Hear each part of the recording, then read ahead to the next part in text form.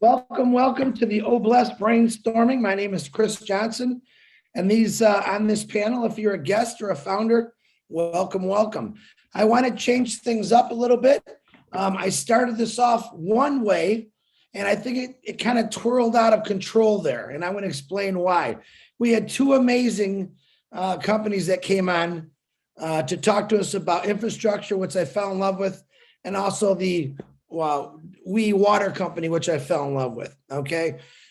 My big thing here is my biggest fear was cross promoting and stuff like that. You all understand that. But what we're doing is we are introducing companies to Obless. We're not necessarily introducing companies to Impassive. We want them to know what Obless is and how they can help us. So we kind of went crazy on it. Everyone's got all these wonderful ideas. And I did a lot of studying over the last 4 or 5 days and found out a lot of these ideas are absolutely phenomenal. But because of laws and codes and rules, some of these things can't even be done, which is a shame. For instance, tiny houses, which to me is amazing.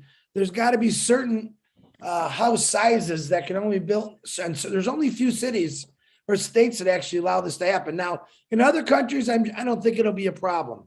So what I want to do is explain real quick on that structure. I already know through Feline what she can do, and I'm still blown away by that. I already know what the other gentleman has with the water company. I'm totally blown away by that. But the main thing is we're getting off track. We're building a city. We want to start with homelessness. And another thing, we had a wonderful gentleman on here. You might be on here tonight named Mark. And he was... to me, he was an amazing person to actually come on here and talk about it.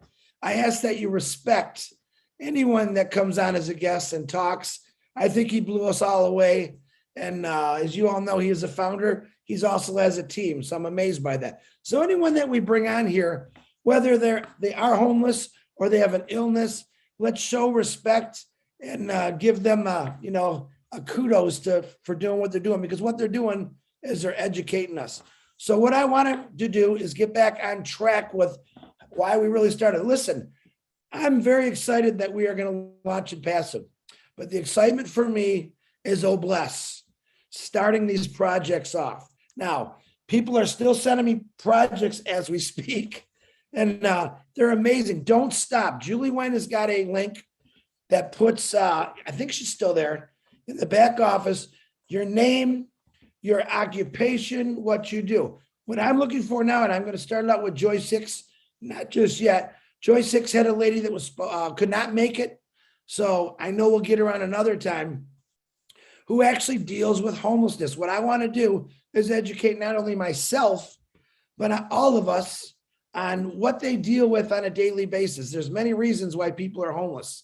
Okay. And I also know there's people on this panel. See, what I'm looking for is right now is professionals that's going to educate us. I know a lot of you do a lot of wonderful things for people all over the world, and I want you to keep doing them. But right now, we all need to be educated on to handle people and understand what they're going through, so we understand it. This way, when we go to help these individuals, we all know to be respectful, compassionate, never judgmental for anybody, because every situation is different. I also talked to Nancy. I know I have some P&Gers on here tonight, which I love. Had a little texting conversation with Nancy. I would like to get the P&G, Veronica, Nancy, David, and they're going to explain to you their structure, what they are doing in P&G, because that's what we're missing here. Yep, we're building a city, but we have to have that structure first. And because of the laws, legalities, rules, my God, governments, and every government's different, we all have to understand that. So what I ask you all to do, no matter where you come from, check out your country's rules, your laws. If you know a lawyer in that country you could talk to, because I want you completely to understand what Obless is going to do, but we have to do it right. Ash Mafara doesn't do anything wrong. All right. Remember, we're representing the greatest company in the world, the most giving company in the world. We want to make sure, especially me, I don't want to make a mistake. I'm not perfect in any ways, never have been, never will be. But for this, you darn well tootin', I want to be perfect about it. I don't want to miss a beat. I don't want to miss a rule. I want to abide every law. And if we can't build tiny houses in an area in Michigan, well, I'm going to build bigger ones then. That's my attitude. It's not going to stop me from doing what needs to be done. All right. We do have other organizations. I was talking with Marty, Robin, and Julie last night about, and I won't say their names, other organizations that help people. But we also find out that the people that run these organizations are getting anywhere from $200,000 to $800,000 salary to do this. That's not what we do in Impassive. Nobody is here to line their pockets except through Impassive and what it's going to offer to us. But when we go out and help people, it's about helping people. All right. So if you have the mindset is I'm going to make some money off these people, no, I want you to give with your heart. All right. That's when you're truly going to feel what Bless is all about. So tonight, and Joy 6 is going to fill in and let us educate us a little bit. But I also, if you're on here and you're a professional in any means that you're dealing with homelessness, even a story to let us understand this, because I want us all to understand. So Joyce is going to start us off. Joy 6, I appreciate you. I know we'll get your friend on here again. And everyone on here, sit back, enjoy, and be ready for an education. But we will continue the ideas because, like I said, everyone's going to have a voice in Bless. One more thing, Joyce, because I'm on a platform here again. I can't get off it. Remember this, Bless is going to hit a scale bigger than any company in the world to help people. But remember this, each one of you have teams or people that you got into this, your own little family, we'll call them. Each one of you can do your own Bless projects also. All right. We're talking about when a tsunami comes in and wipes out a whole area. That's where Bless is going to be big help scale wise. But man, you might have neighbors that just their house burned down. You might have a family member that just lost all their siblings. That's what I'm talking about. Everyone can do this. So Joyce, on that note, I'd like to introduce my beautiful sister from Michigan, Joy 6. Educate away, young lady. Thank you. Hello, Chris. Hi, Narelle. Hello, everyone. That was my friend calling me right now. So she was returning my phone call. Of course.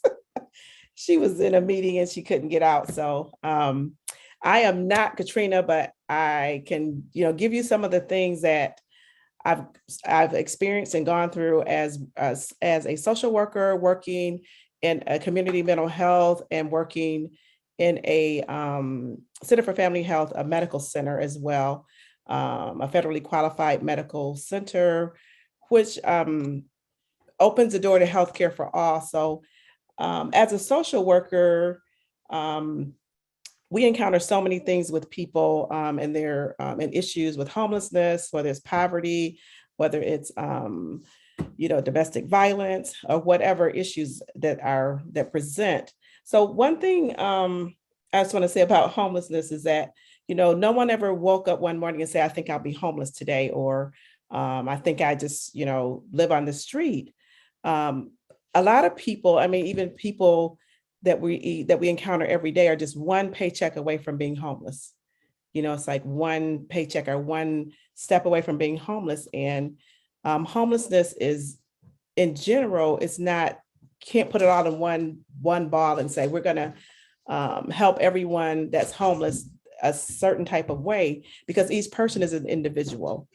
And so each person got to that place for some reason, whether it was, whether it was being in domestic violence, whether it was drugs, whether it was losing a job, mental illness. So there's so many reasons, as Chris said earlier, for people being homeless, and those reasons vary. So we have to treat each person like an individual, and we have to go into communities. So each community is going to be different. Each country is going to be different, and it's going to be addressing each person as an individual, each community in each country for what issues that you face in that country. So as we look at homelessness, we look at the individual, and then we go into the communities, and we have to talk to each person, talk to the people, find out what the person is in need of, find out the reason that they ended up homeless. Because if we put everyone in one box, we will not be able to touch that. We're going to encounter so many issues that people are dealing with as homeless, for the reasons for them being homeless. So we have to look at the whole person and address that person as a whole person. We look at the spiritual, the mental, the physical, the emotional. So there's so many areas of a person that we have to look at, and we find out why that person ended up homeless. And then we begin to talk to them and address that issue. Some people are there because, like you say, if they're out there, some mental illness that they're suffering with, they have medical issues. Maybe they ran away. Maybe it was through sex trafficking. Maybe it was domestic violence. Maybe they were pregnant and they got put out of their home, or someone lost their job. So there's so many areas of homelessness that has to be addressed when we look at it. And then when we also talk about homelessness, people are living on the streets. They're living from friends and families' home to families' home. They're living on couches. They're finding places anywhere that they can be to try and get shelter. And, like I said, they're not there by choice. And so as we look at homelessness, we're going to encounter issues that people have. It's like they can't meet their basic needs. So if you can't meet your basic needs, you're not thinking about the next thing. You're thinking about, how am I going to eat? Where am I going to sleep? And you think of a family out there, a mother with children, she's thinking about her children. Where are they going to sleep? How are they going to eat? How am I going to keep them safe? So there's so many issues that deals with homelessness. And if that person is there, and we go to them as one unit, and we say, well, you're homeless because of this. We can't judge people. And I know no one here is judging, so we can't judge. We have to always have an open mind, and always be ready to step in where we can and to meet them where they are. If we can begin to meet people where they are and address that person, one person at a time, we'll be able to change the masses. We'll be up against, drug use. We'll be up against mental health. We'll be up against people needing, they don't have the resources. They don't have internet. They may have a cell phone. They may have a doctor's appointment, but they can't meet that because, they don't have the means to get there. They don't have transportation. So there's so many barriers that keeps a person from getting to that basic need. And they end up back in that, on a hamster's wheel, running around and round in circles. So, but whatever we can do, and I know Bless is there just to help in any way that, we can. So whatever we can do, one person at a time, to address that person as an individual, where they are, what they need, and, as a whole person. So if once we're looking at that, we're up against governments and so many other things, so many other entities that's out there, and agencies that are out there that are willing to help, but they don't have the solution either. So it's like, if we give a man a fish, they'll eat for a day. But if we teach them to fish, we can help them for a lifetime, and we can help to alleviate and to solve some of the issues with homelessness. So anyone that has anything else to add in there, this is just some of the things that I've encountered, people that just don't have the means and the resources to get to the places or the things that they need. So that's kind of all I have right now, Chris. And, anyone that has questions, if I can answer them, but there's so many other people that have more experience than I do as well. So they'll be able to jump in and, help as well. Wonderful, Joyce. Thank you. You guys, I'm not going to repeat everything she just said, because she just said it all perfectly. We understand that we do have a lot of things to fix. And one of the most important things is, as Ash said, once we get into that little city or that little village or that little house, when they go out the back door, there's also checkups. Okay, how do we find a person if they're homeless? All right, that's where Bless is going to come in. One of my goals is to make sure when that person gets through that door, that end door, that they got a place to stay and set themselves up, and we're going to help them with that. Very, very important. Joyce, how would you deal, real quick, just one question. I know that this always isn't part of everything you do, but let's say that we do come across an individual lost a family member and just lost everything in life, what is the first step that you would have to do to deal with that individual to help them? So if they lost everything or lost a family member, I mean, you would, same thing, you would go in and do an assessment. You would talk to that person and find out what they need right at this moment. So you're going to look at what they need right now versus trying to help them for down the line for, years or months out, but you'll look at what they need right now and try to get them, if they lost everything, find out what they need, get them, if they need housing, if they need food, they need shelter, they may need clothing, get them into grief counseling. And also with that too, I didn't say that with homelessness, get people into counseling, get them the help that they need. So if you, like you said, if they checkups and check-ins, if we are supplying them with the homes and jobs and all those things, but they go out that door and there's no resources or no counseling or medical or whatever else that they need to set up, they're going to end up back on that hamster wheel again. So I would definitely, do the assessment, find out what they need, get the basic needs met first, and then get them into counseling, grief, whatever they will need to, help for. Because remember, grief also is not even if it's the loss or the death of a family member, it's a loss of resources, a loss of a job, it's a loss of a family, it could be a divorce, it could be domestic violence. So there's so many things that go along with grief. So grief is not just losing a loved one, it's just losing something that's dear to you or something that losing your home. So a lot of that falls in there too. Thank you, Joyce. Now I know we have two hands. Does anyone have any questions before I talk to Dr. and David to ask Joyce of anything you want? She is a qualified professional social worker.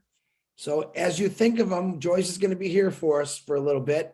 And if they come up, let us know. Joyce, thank you. I will go on to Dr. Massaggio. Please unmute yourself. What do you have, please? Yeah, hello, everyone. Thank you so much, Joyce, for sharing. Sorry, it's in the middle of the night, so I'm not showing my camera tonight. Actually, it's in the morning here in Norway. So I really like what you said, because that's exactly what social workers do. I'm a social worker, and I will share more my story and experience from Botswana, because that's where I practiced a lot as a social worker.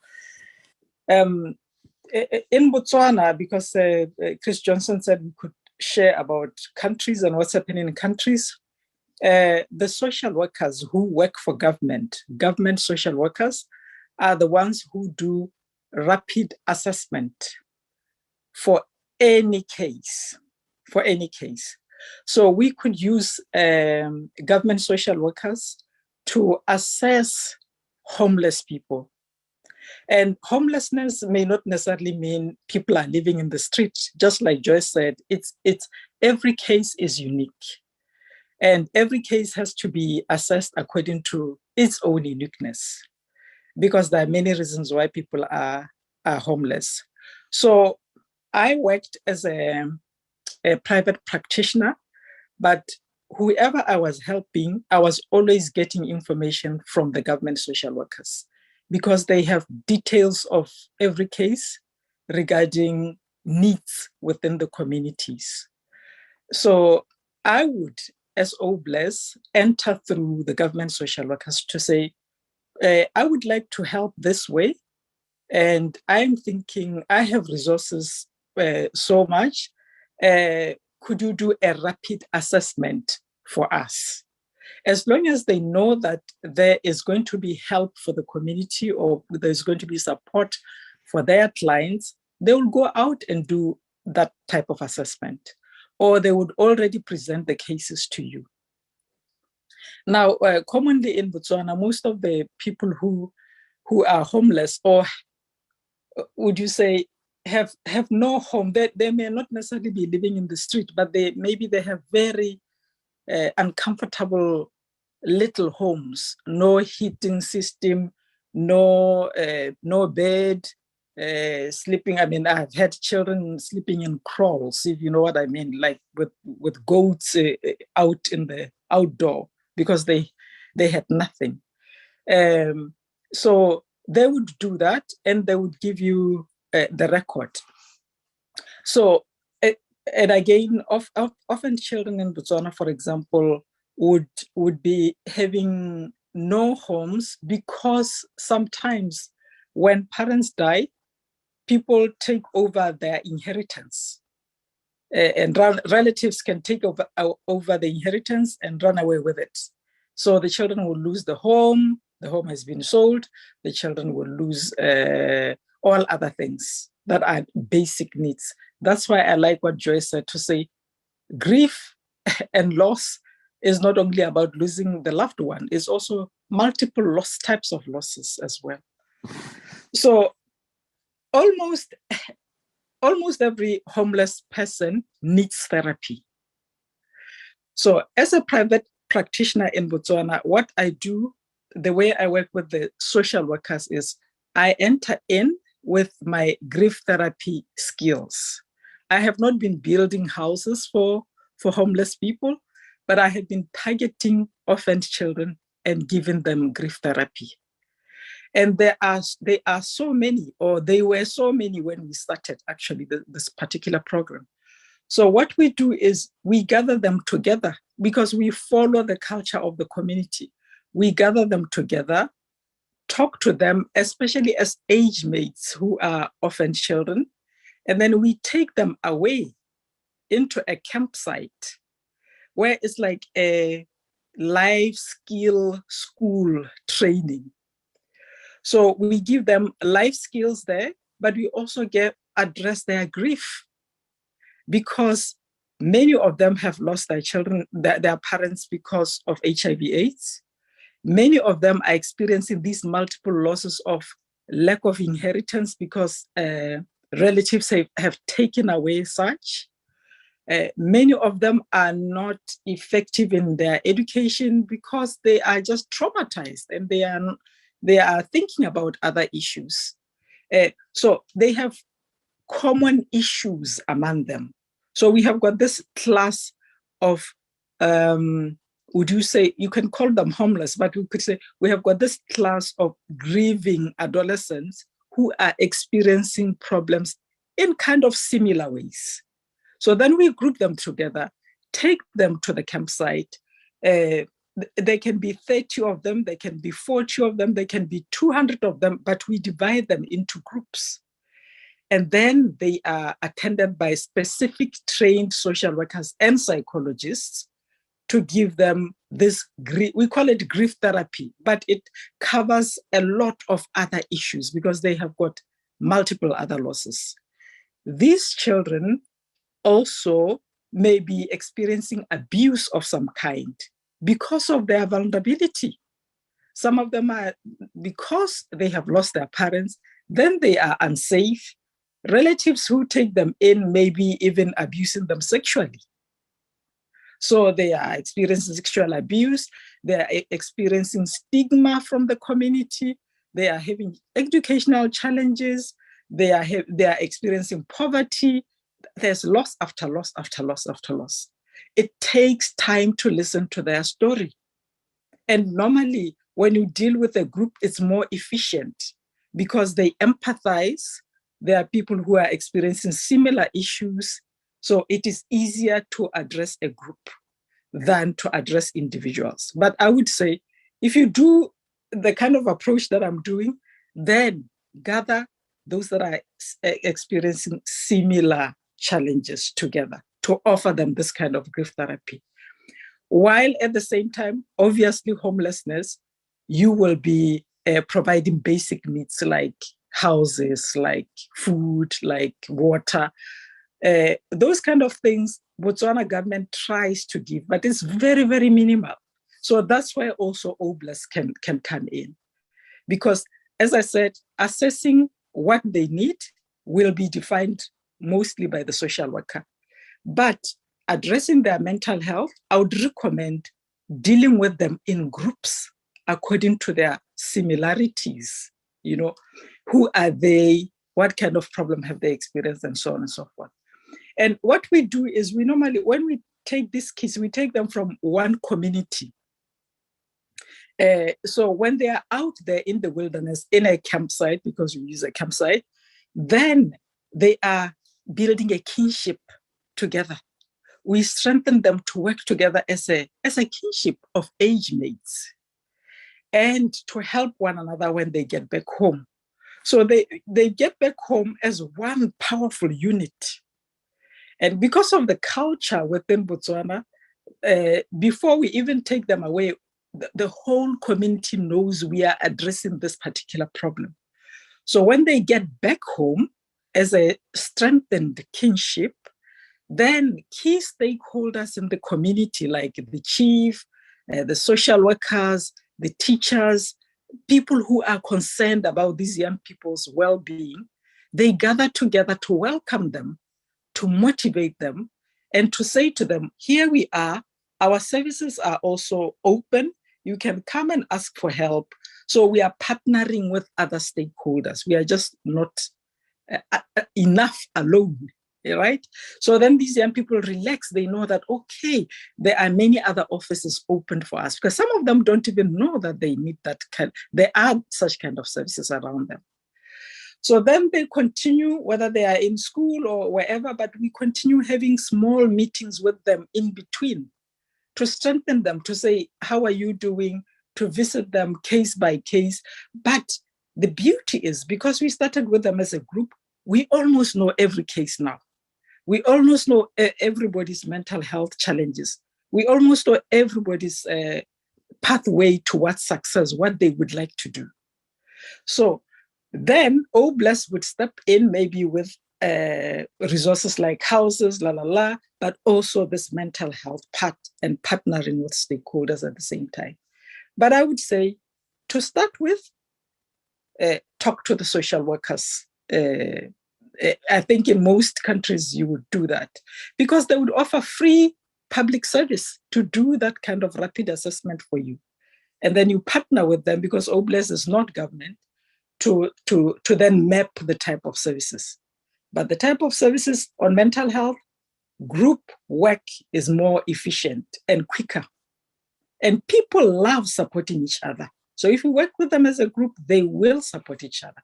You just have to do it according to the context, in such a way that what works in Botswana may not necessarily work in Michigan, for example. But almost all over, maybe Joyce can back me up, group work is very efficient. People empathize and people become resources to one another.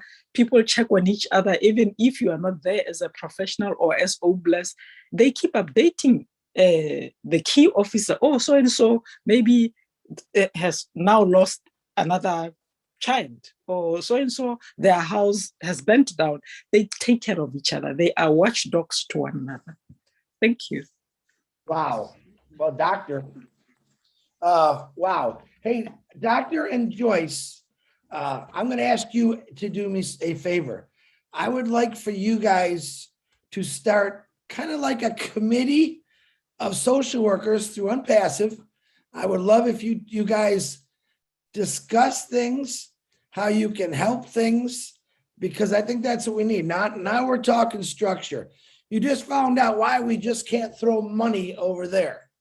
All right. Very, very good. So anyone that is a social worker on here or deals with that, please let's, take their names down. I'll do my best to get emails, send it your way so you guys can start talking and get this going. As the doctor said, man and Joyce, there's many different things out there. It's most important to understand, but the most important is let's hear their story. Doctor, I appreciate that. Thank you very much. I hope you contact Joyce and whoever else we get on here. I do appreciate what you just said. Thank you.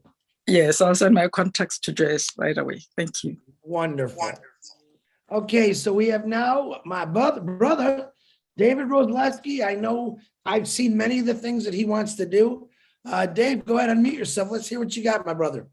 Hey, how you doing? Well, for the last 30 plus years, I've been interested in helping the disabled because, well, I was doing construction. I could have become one, and one of my best friends was missing his legs.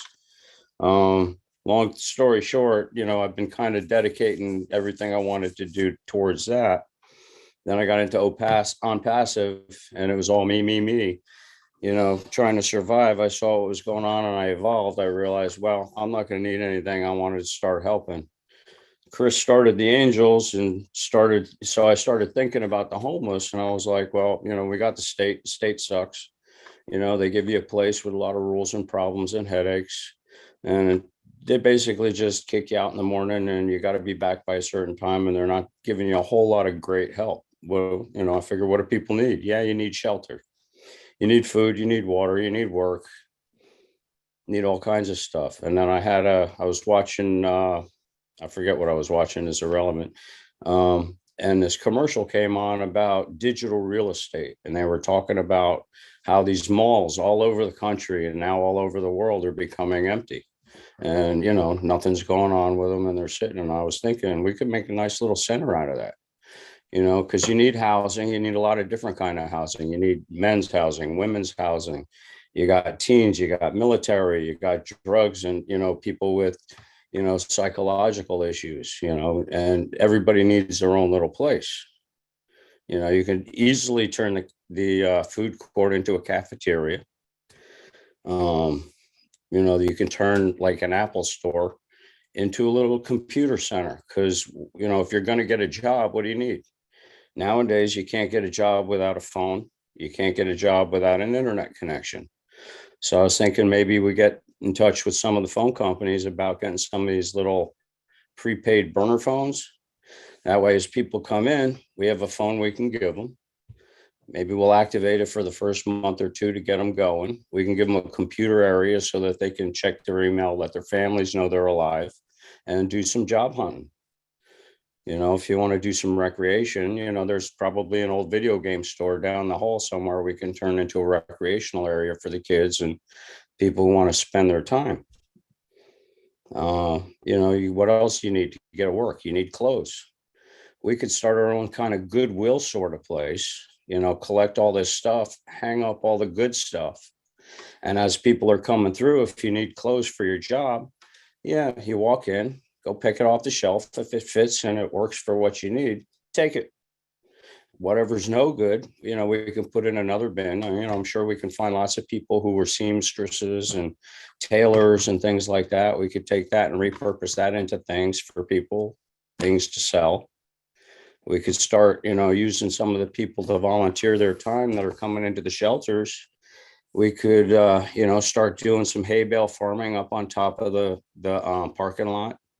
We could rip up a bunch of sections of parking lot, build some greenhouses, or just do some open farming. We can get some vehicles to get people back and forth to their new jobs. I already started an LLC to try to help start doing all this stuff. One of the things I want to do is start getting some properties so that as people are starting to get on their feet, one, we can give them jobs, to fix up these homes for people.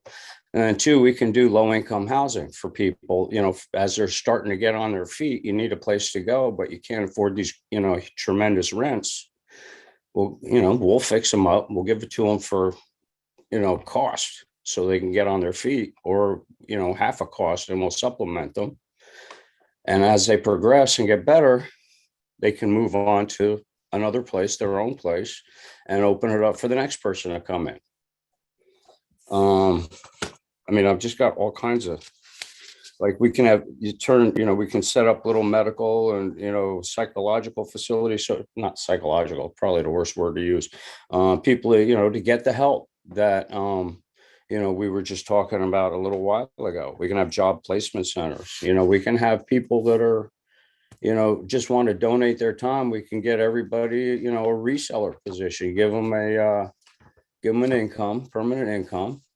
And in return, we ask them, maybe give us a year of your time, like figure 40 hours a week for a year, just donate your time.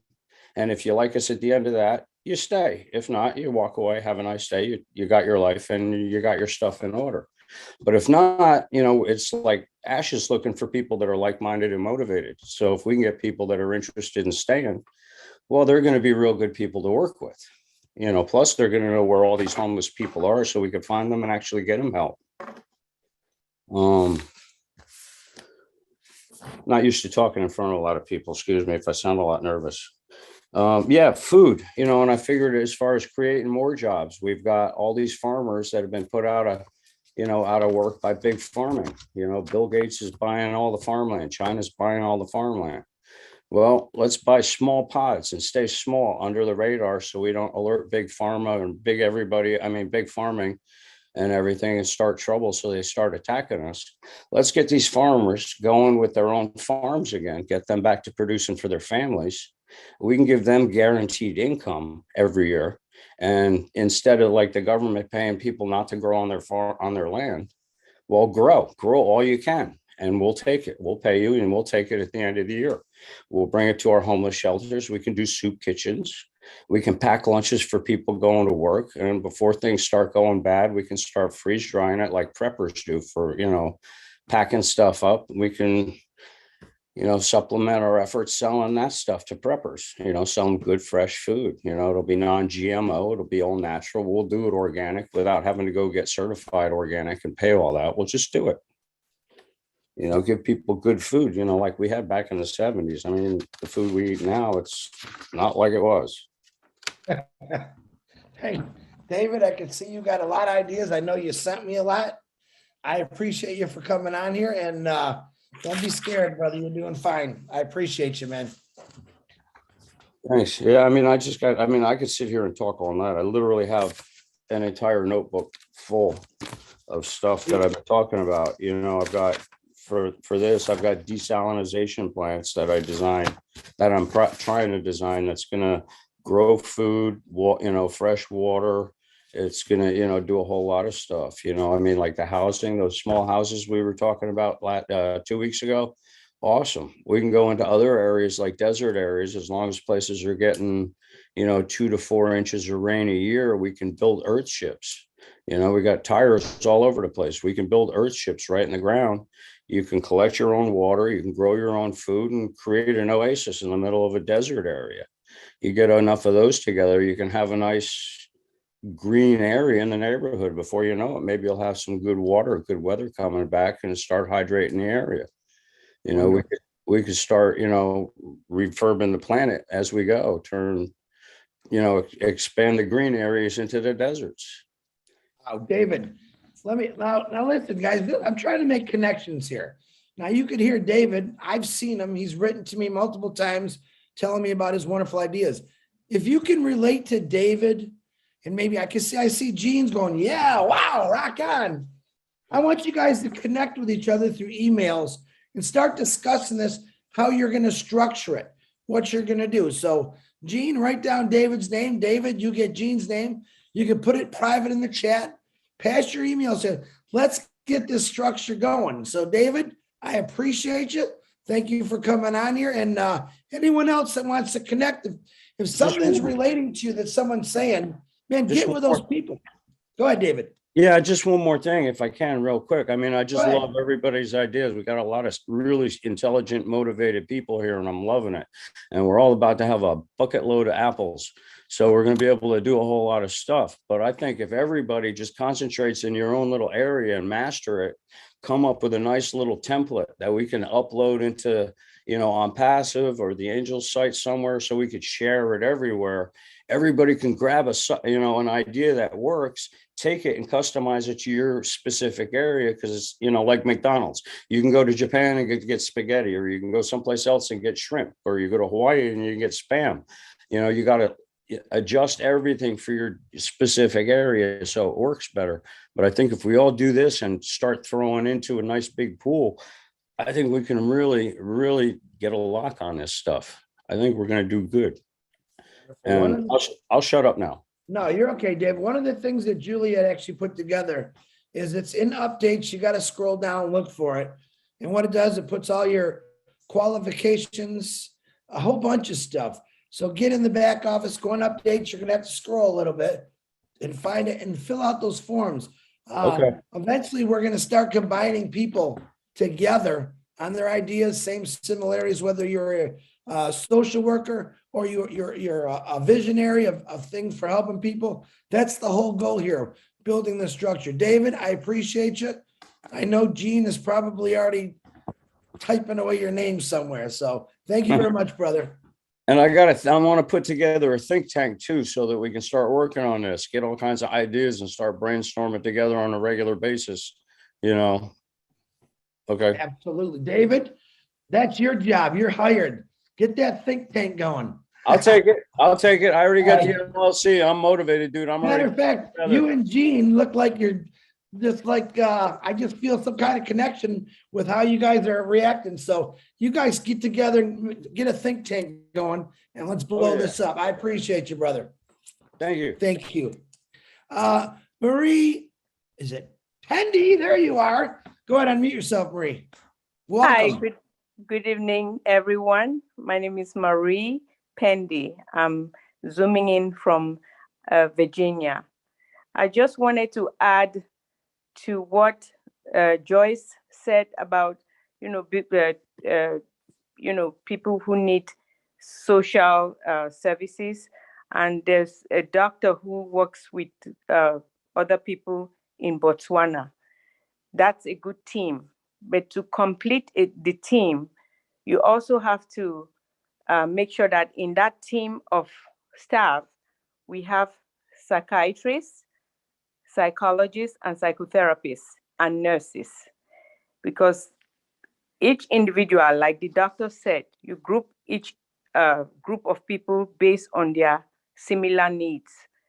In the group, you also need to have a psychiatrist, and a nurse, a psychiatric nurse, who will assess, the psychiatry will assess the need of each individual. Because you can go to talk therapy, but some people need more than a talk therapy.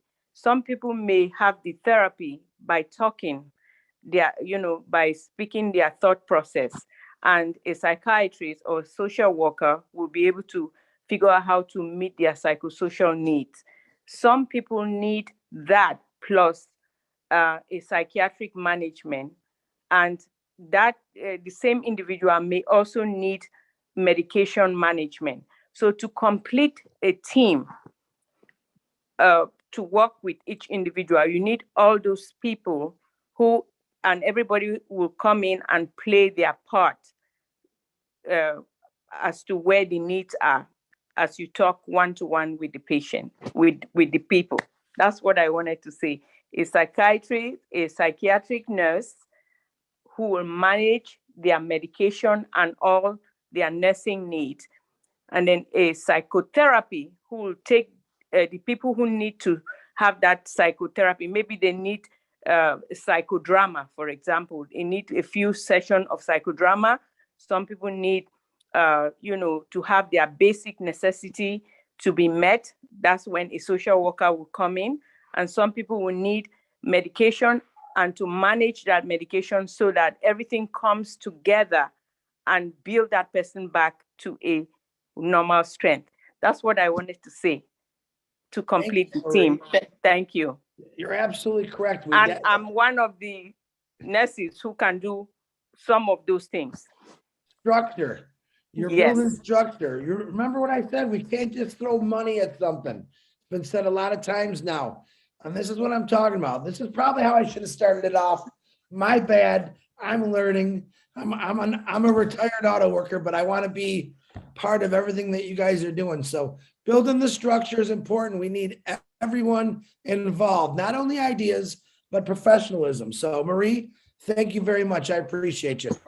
Chris, can I jump in there 1 second? Absolutely jump in there, Joyce. Thank you. I agree with you, Marie, so much. I am a psychotherapist as well. I did social work, so I do the psychotherapy as well. And there is a young lady that I work with. She's a mental health nurse as well. And she can, like she said, we need the psychiatrist and all that, because the psychiatrist is going to do a different assessment and manage them if there's medication that's needed, or if there's a severe mental health issues that the person is in need of. So they will step in and manage the medication. So with the psychologist and the psychiatrist as well, they will do an assessment. But remember, the psychiatrist is only going to see you every probably 3 to 6 months. So they're going to be specifically with medication management. So, but I love to work with you, Marie, as well, too, and, just get together and throw ideas. So just wanted to say that too. So and your daughter, Chris, too. So Amanda will get her in there. Yeah, she's listening in the other room, but she's listening. Can I also jump in there? Absolutely. Go ahead, doctor. Yeah, exactly. I like what she said, because some of the resources, you may not necessarily take them out to be part of the group therapy, but you note these problems while you are with the young people or with the group that you are addressing, and refer them when you get back to their communities. Then you connect them with these resources. That's why, for example, in our approach, then we have these stakeholders already waiting to receive these young people and say, we are here. We also have special services like this, and they build rapport with them. So we develop these cases when we are out there in the wilderness with them, and we refer them to specialists. It depends also by country on how many resources you can get. For example, in Botswana, there'll be very few psychiatric nurses or psychologists, but we find a way to complement them. And then I would like to also just say, because people are unique, we also use multiple types of therapeutic approaches. We use art therapy, we use group therapy, we use music therapy, we use what we call rites of affirmation for them to confirm that the therapy is helping them throughout the 2 weeks when they're camping. We adapt the type of therapy according to the group that is coming in. Thank you. So Chris, I just wanted to add, like in this team that I just said, to develop a treatment plan for each individual, which is unique. Somebody has to be writing the individual need. It could be, the basic necessity of living, house, clothes, food, and all that. So if that person lacks any of none of these, they lack all of this, like housing, we have to have a channel or a list of where are we going to do, what are we going to do with these people who need homes? So we need to build homes. So part of the treatment, big grand scheme of treatment plan for each individual will be, find a way that we're going to build homes for them, find a way that we're going to provide food for them. Maybe somebody just talked about, making a farm, having them grow their own crop. It could give that leeway for them to be able to provide that for them. So we just have to take an individual, assess each of their needs, and figure out how to channel them to those needs, and providing all those needs to meet the goal of that person in its entirety. That's it. Thank you, Marie. Thank you, doctor. I appreciate you guys teaching us the stuff. Before we go on, I want to ask Julie if she can unmute herself. I want her to explain the form that she has in the update section. Julie, can you please unmute and let us know, please? Absolutely, Chris. Thank you so much. I just wanted to say a little bit on the purpose of the form that is posted in the back office. Right now, the last time I checked, we have over 5,000 that have completed the form. However, out of those 5,000, the purpose of it, I believe, is Mr. Ashmufar look for professionals like all the doctors here, the social worker here, the engineer, all of what starts, the people that actually currently holding license or currently work on the certain project. So he wanted to have that form just so that later on, when he has a direction for Chris to go through, Chris can go into that form and pull up all of that. Let's say that we're talking about social worker today. He could go in there and do the searching of social worker, and all the names that associate that has license, that has all of that will come together. And what he's going to do, he's going to pull all that, and it's going to come to a separate sheet. And that's when he will sort it out, asking people the correct questions or answers. And then he'll have organized a meeting. And I believe that was the purpose of that form. Therefore, if I may ask everyone that have spoken today, if you haven't done so, or if you have spoken, or if you have completed the form, but you didn't put the details in. So when you completed that form, all that form asks is, who are you? How do you contact you, email and a phone number, and your profession. If you're currently holding a degree of psychologist, like, you know, Joyce here, Joyce Hicks here, please specifically put it down. This is my license, this is what I'm doing, and currently practicing it, and I'm currently doing that. The more that you give the information in that particular column, it will help Chris to be able to sort out who are you and how to contact you. Let's say when he wants to have a social worker meeting, all he got to do, like I said earlier, it all populated out, and then he has the exact people that he's looking for. And if you have completed that form before and you haven't done it, you know, said what you need to say, please go right ahead. When I sort that form out, I will pick the most that you put in there. Now, I'm asking for the information that goes in there that is accurate. If you are putting the accurate information out there, it will save Chris and the team to go through and sort it out again. So if you are a social worker of your whole license, just said, you know, I'm a licensed psychologist or a social worker, or please use that term so that when he looked up, all he got to do is search for that. So if you could please go on there, and if you need to get in touch with someone, either Ash, myself, or Chris, we can go in that form and then we can search up that information. And if you have completed that form, that means that you are comfortable. If Chris was to connect or use your email or phone number to give it to someone, it's kind of like permission for Chris to be able to do that, or myself, you know, because I created that form for us to be able to do that. And if you do not want them to share anyone, you know, like Chris or Peter or Marty and all of that doing that, if you said, I'm not comfortable of you sharing that, please note that on there as well. So that is the form where later on Chris is going to be using to connecting people when he has projects or when he needs help. So I just want to clarify that message really quick. Thanks, Chris. Thank you, Julie. And remember, you don't have to be a professional. You can still fill out. I still want names in that form. We're just trying to find the people that are already doing this stuff. But every one of you are 100% important on your ideas, your solutions, because we got a lot of work to do, brothers and sisters. So don't forget that.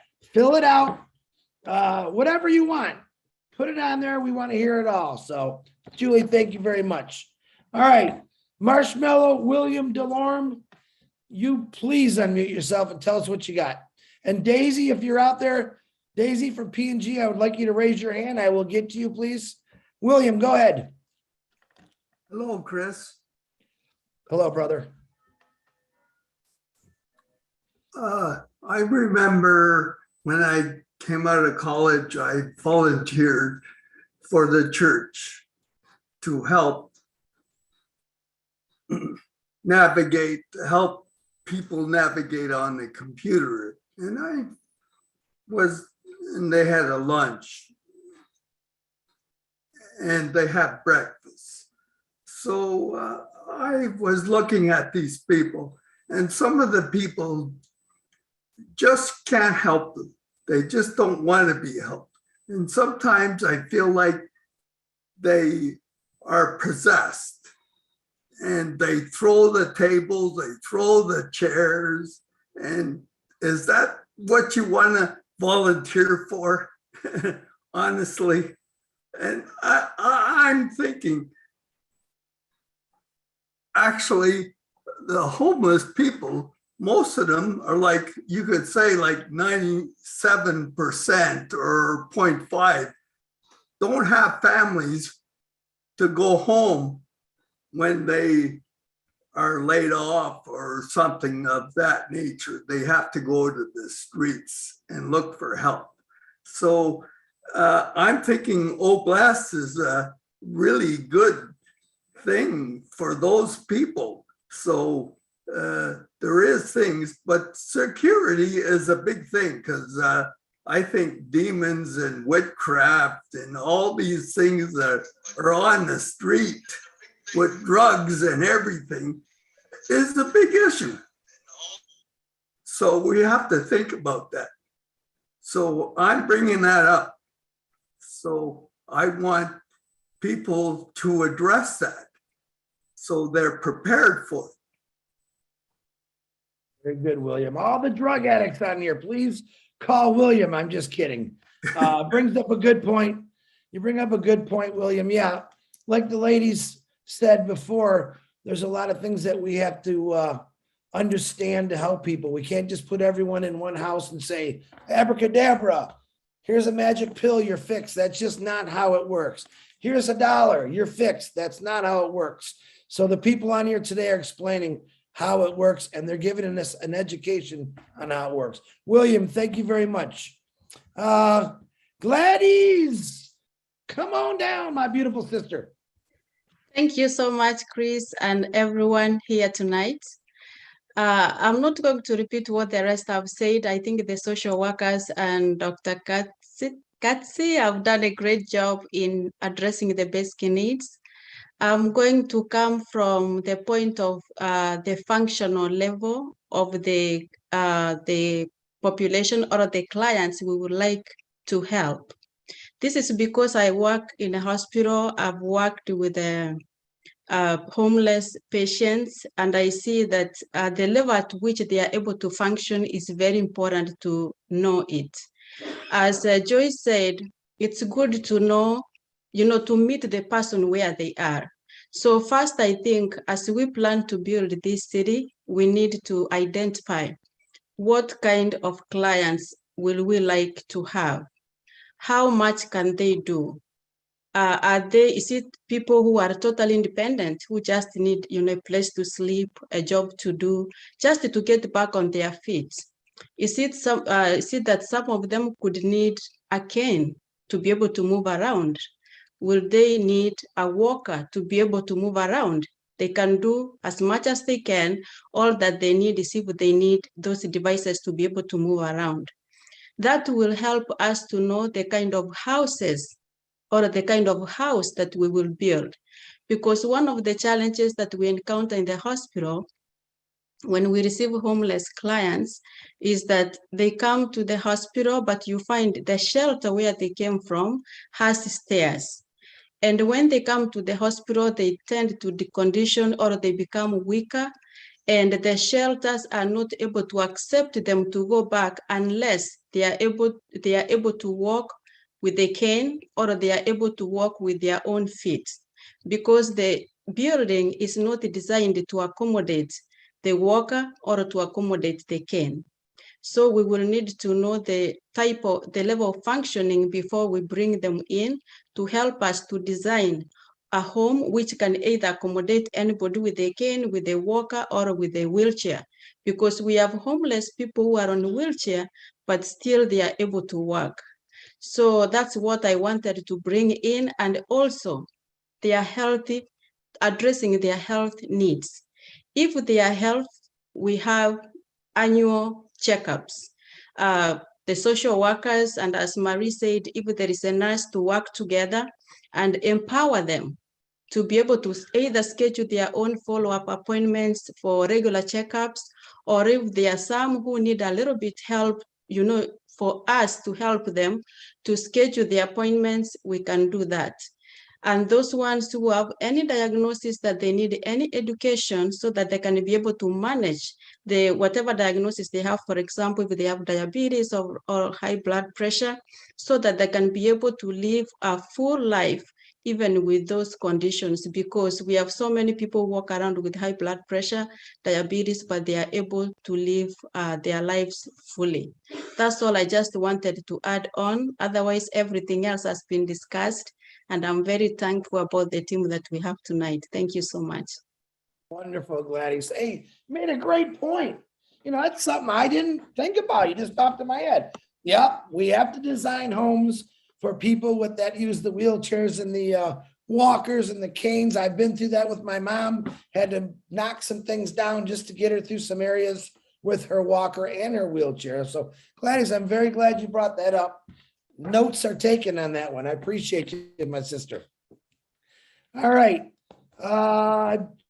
We got some hands going. Jake Fish, come on down, Jake.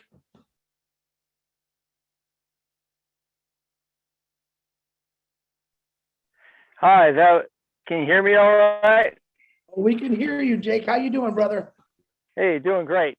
Feline and World Energy and I had a very good meeting today. It was phenomenal. And that was a really great point as far as the building. We should build all of our buildings so they're handicap access and everything. It should be straight across the board. Because we're going to have a lot of people coming through our houses and they're going to get their help and they're going to get better. And I just think that should be a standard. Okay, handicap access for everybody, because we're going to help a lot of people. The We Energy is over the top. I think we're going to break some records when we build in Michigan or whatever. We'll essentially pretty much be able to have these people live off the grid. The way these guys work is phenomenal. And you know, the mental health is going to be a huge thing to tackle, but I think we have the people involved that will be able to take care of it. Another thing, now correct me if I'm wrong, but I think a lot of the mental health might be, you know, if we have these growing farms and these buildings, we could provide jobs. And if we can give people some self-worth, I mean, is that the main deal for mental health? I mean, the social workers should probably clarify that. But I mean, I think we need to lift people up, give them a job to say, hey, you're growing, you know, these green beans, you know, farms in a box or whatever. I mean, if we can give them jobs and feel that they can have more self-worth, I mean, do you think that that's going to help their mental health? Are you asking the social worker the question, Jake? Chime in anytime you like. Anyone social worker want to answer that for Jake? Jake, so jobs would be a part of it, but until we address the underlying issue, so it may be a job, but there's an underlying issue. There could be abuse, there could be, you know, sexual abuse, there could be trauma. There's so many things that's underlining, and so the job would be a part down the line, and it would be great to help uplift their self-esteem. But first, we have to get to the underlying issue. Once we can get to that, then because that person may not be capable of working or maintaining a job because of certain things that they've gone through in their background. So there's so many things that's underlining that we can get to first, and then we can address that part because they have to be able to meet their basic needs.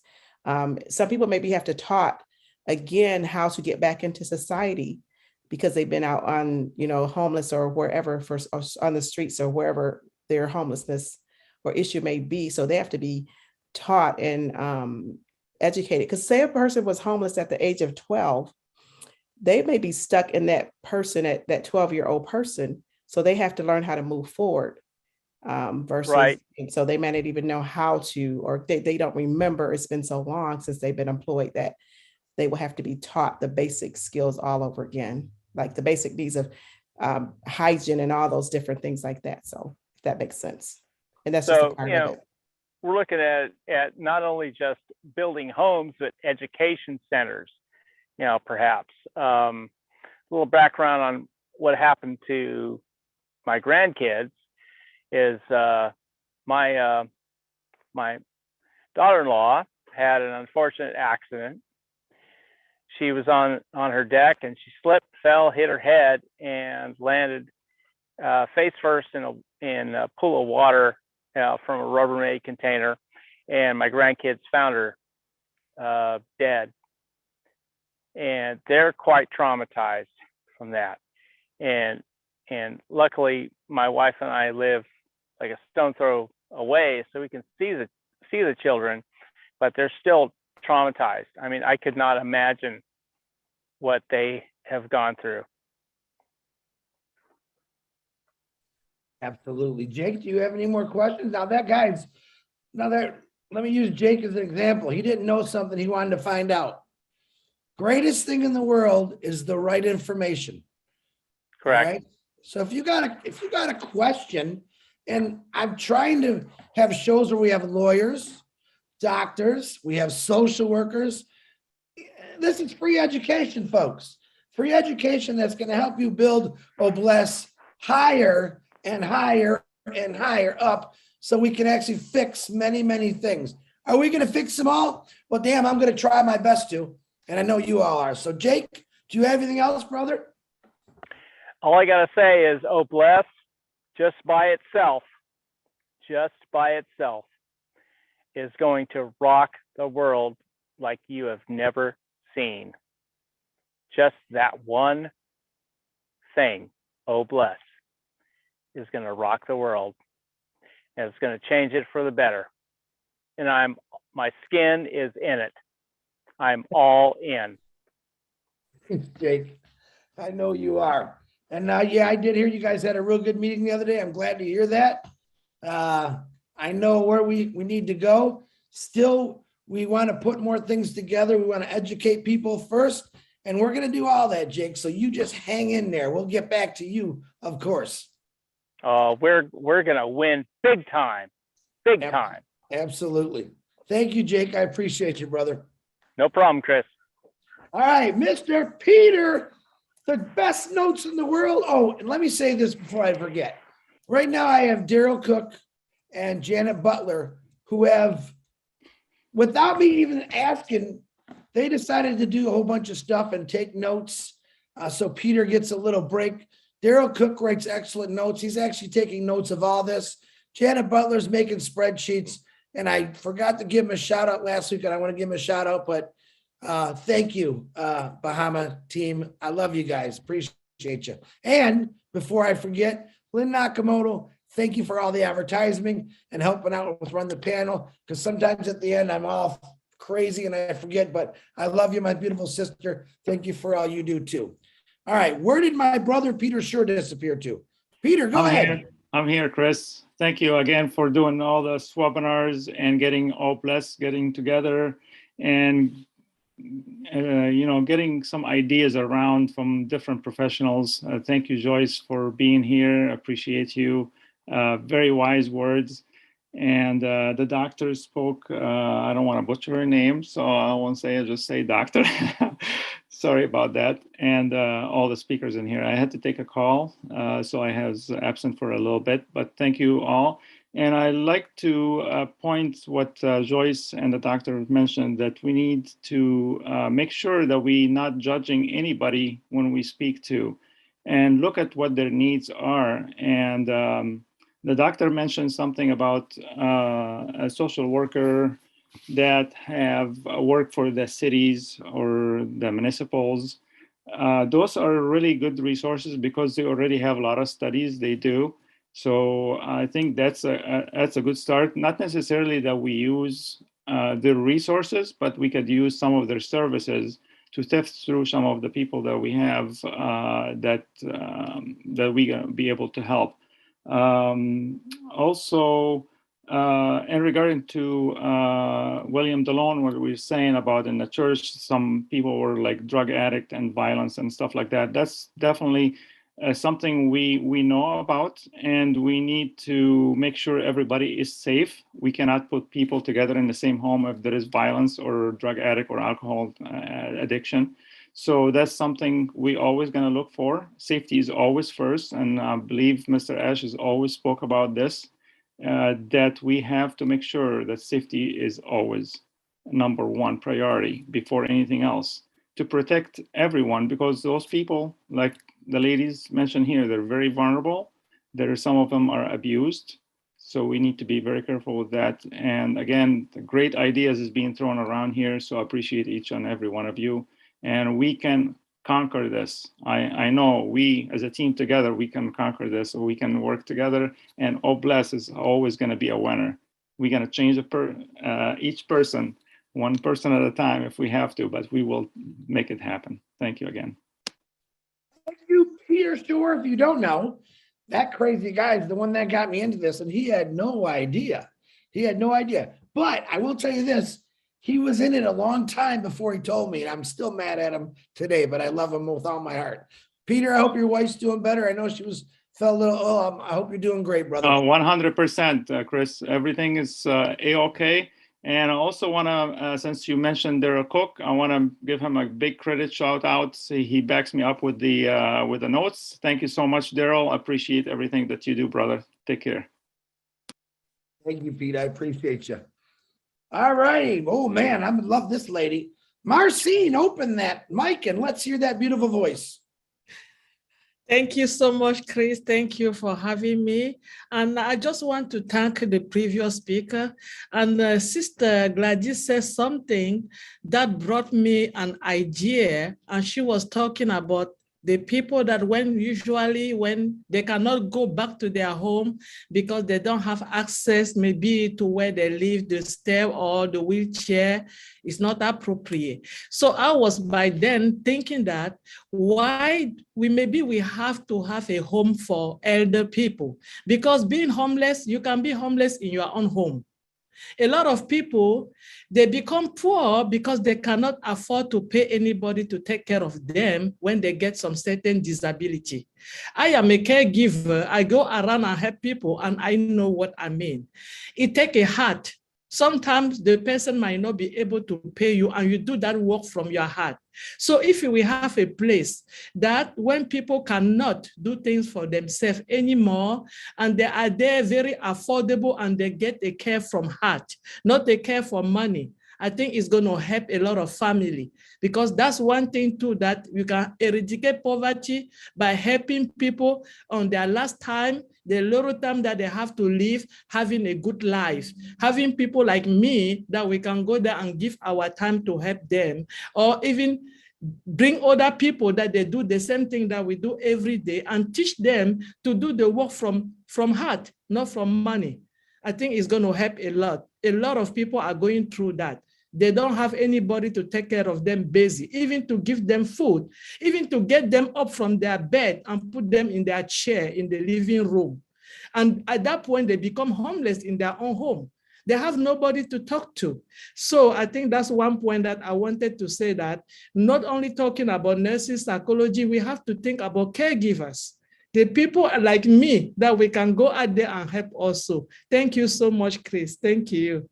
Marcine, you know, I love you. Absolutely. What are we doing? We're building the structure of how to help people though blessed. So we have, right now we have 4 hands up, which is Lily Lane, Sherry Dursway, Susan Hodges, and some guy that says he's Ash Mafara. We're going to let him wait and see. I don't want to have to throw him off if he's real or not, but Lily Lane, please unmute yourself and go right ahead.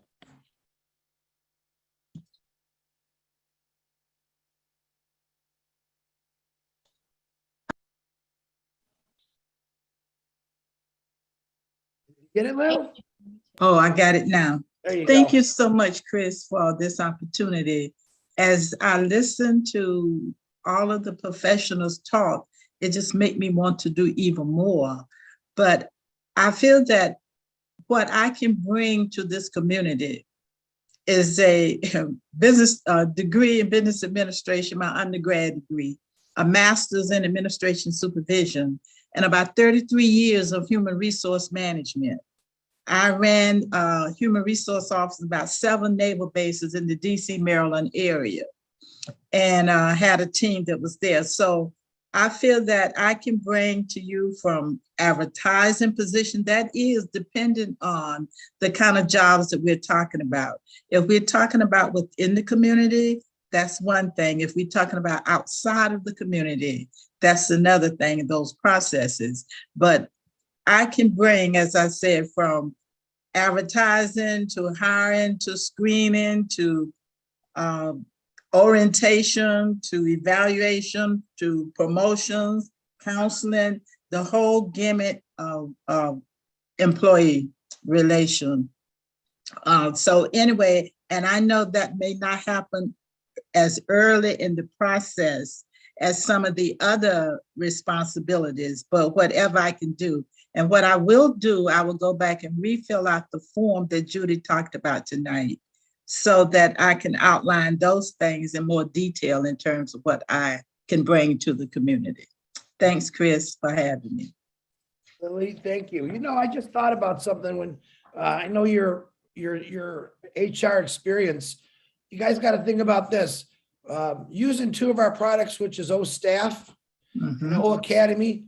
Right. Can you imagine what we can do on O Staff to organize this also with everyone's ideas? Can you imagine now sending these ideas and these blueprints out, teaching through Academy what we're doing? The internet is a wonderful thing. And with those two products, I think that's going to help us out immensely. Lily Lynn, thank you for waking my brain up and thinking about something different. That's why we're doing this. I love you, my beautiful sister. Thank you, Chris.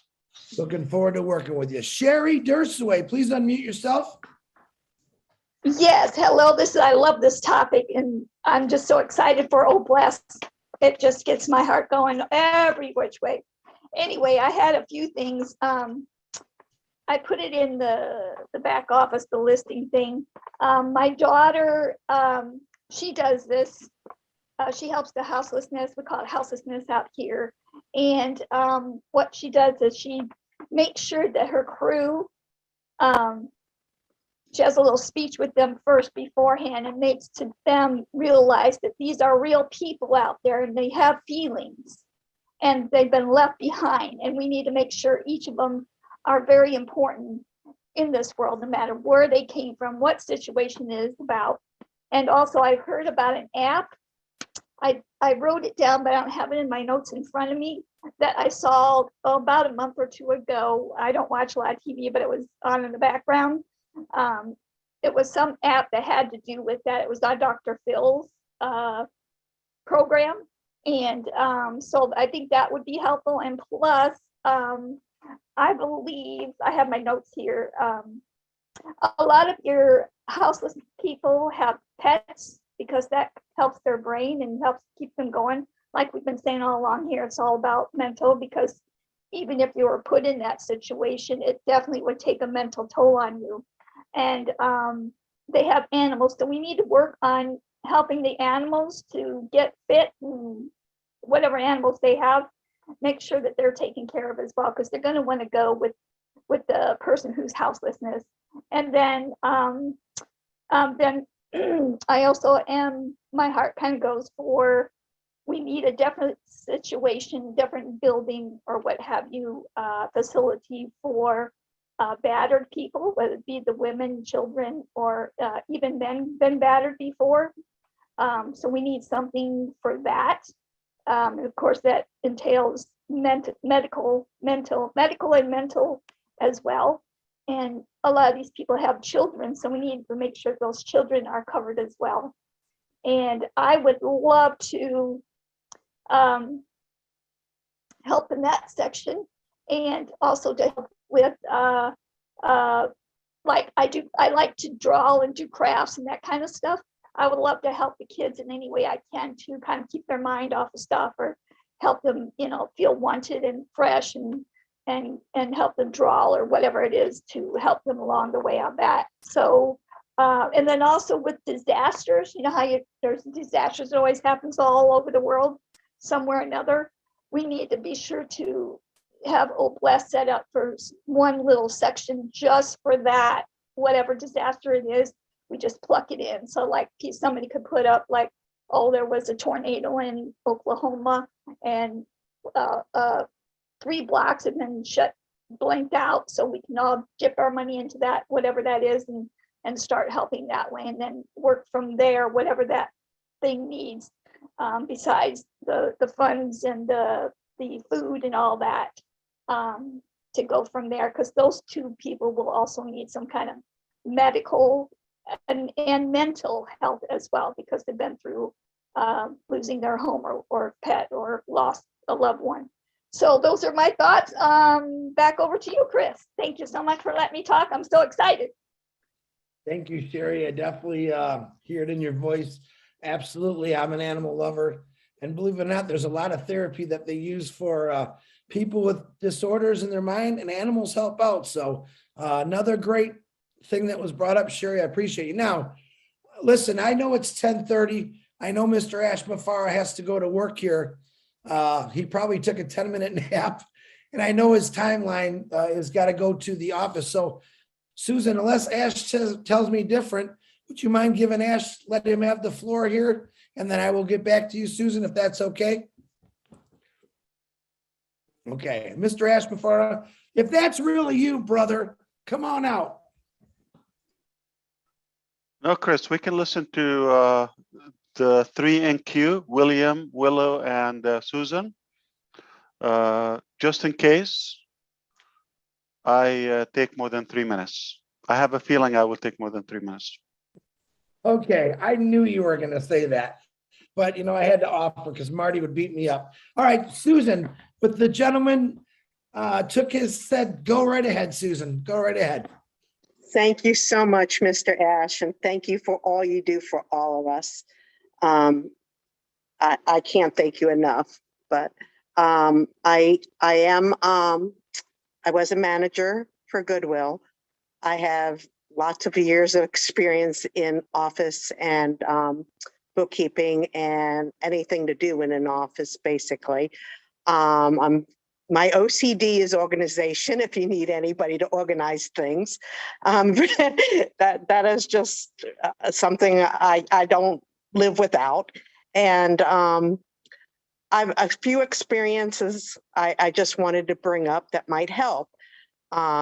When my brother passed away, or before he passed away, I went to see him in October, and I was just totally blown away when they were taking me back to the airport in Houston and saw the miles and miles of tents under the bridges.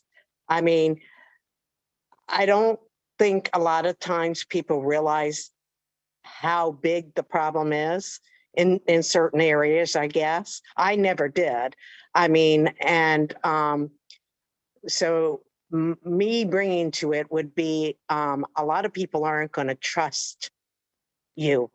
The first thing I think we need is to build trust. And I think the easiest way would be to feed the people, to bring food and to start talking to them. Because I don't think if you open a door that they're going to come running, a lot of them. They don't trust people, you know, and I don't blame them. So that would be my first take. And then as a manager of Goodwill, they have addressed, there are a lot of different problems we have to handle. But one thing I wanted to say is I used to have a gentleman that came to our dumpster in the back of the Goodwill, and I'd have to chase him away because he wasn't allowed to dumpster dive in our dumpster. And talking to the man, he was a lawyer. And he was brought, you know, into the situation by life. And so people can be very intelligent.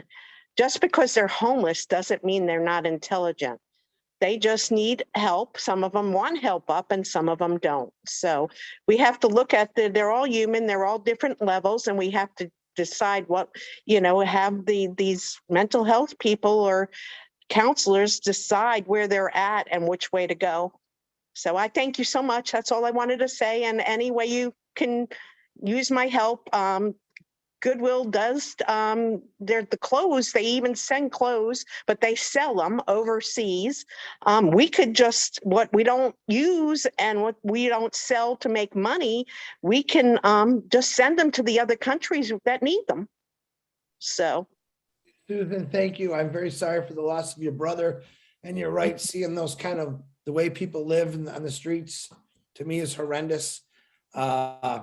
Goodwill is a great thing because I use them all the time. So I really am happy you brought that to the table, Susan. Thank you very much. You're welcome. Thank you for having me on. You're welcome. Thanks for coming. William Norris, go ahead.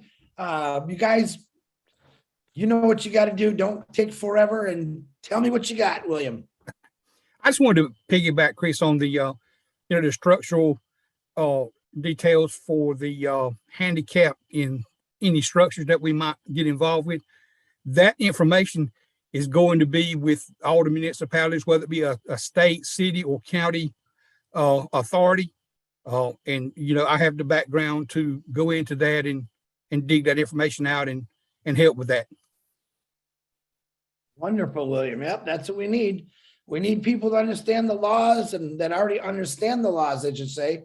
So, William, I really do appreciate that. Get on that. If you could connect with William about knowing the laws and the legalities and all the rules of building things, get with William and start building a little board, a little team for yourselves and put ideas together. William, thank you very much, my brother. I appreciate you.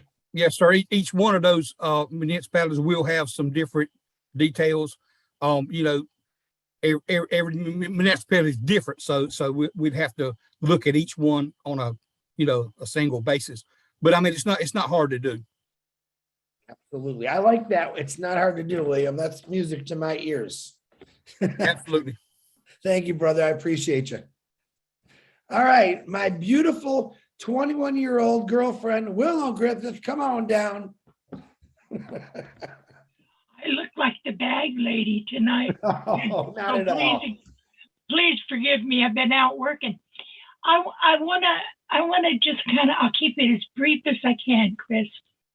On Sunday, I had a marvelous experience with engineer Mike, and he helped me so much. And he brought up to me that his dream was to help people that didn't have knowledge of computers. He says, I'm a teacher at heart. I want to put free lessons out on Academy to help those people that need it. And I was so impressed with him. I think I have set him on a pedestal, and I think somebody's going to knock my head off pretty soon, but I just was amazed at his heart.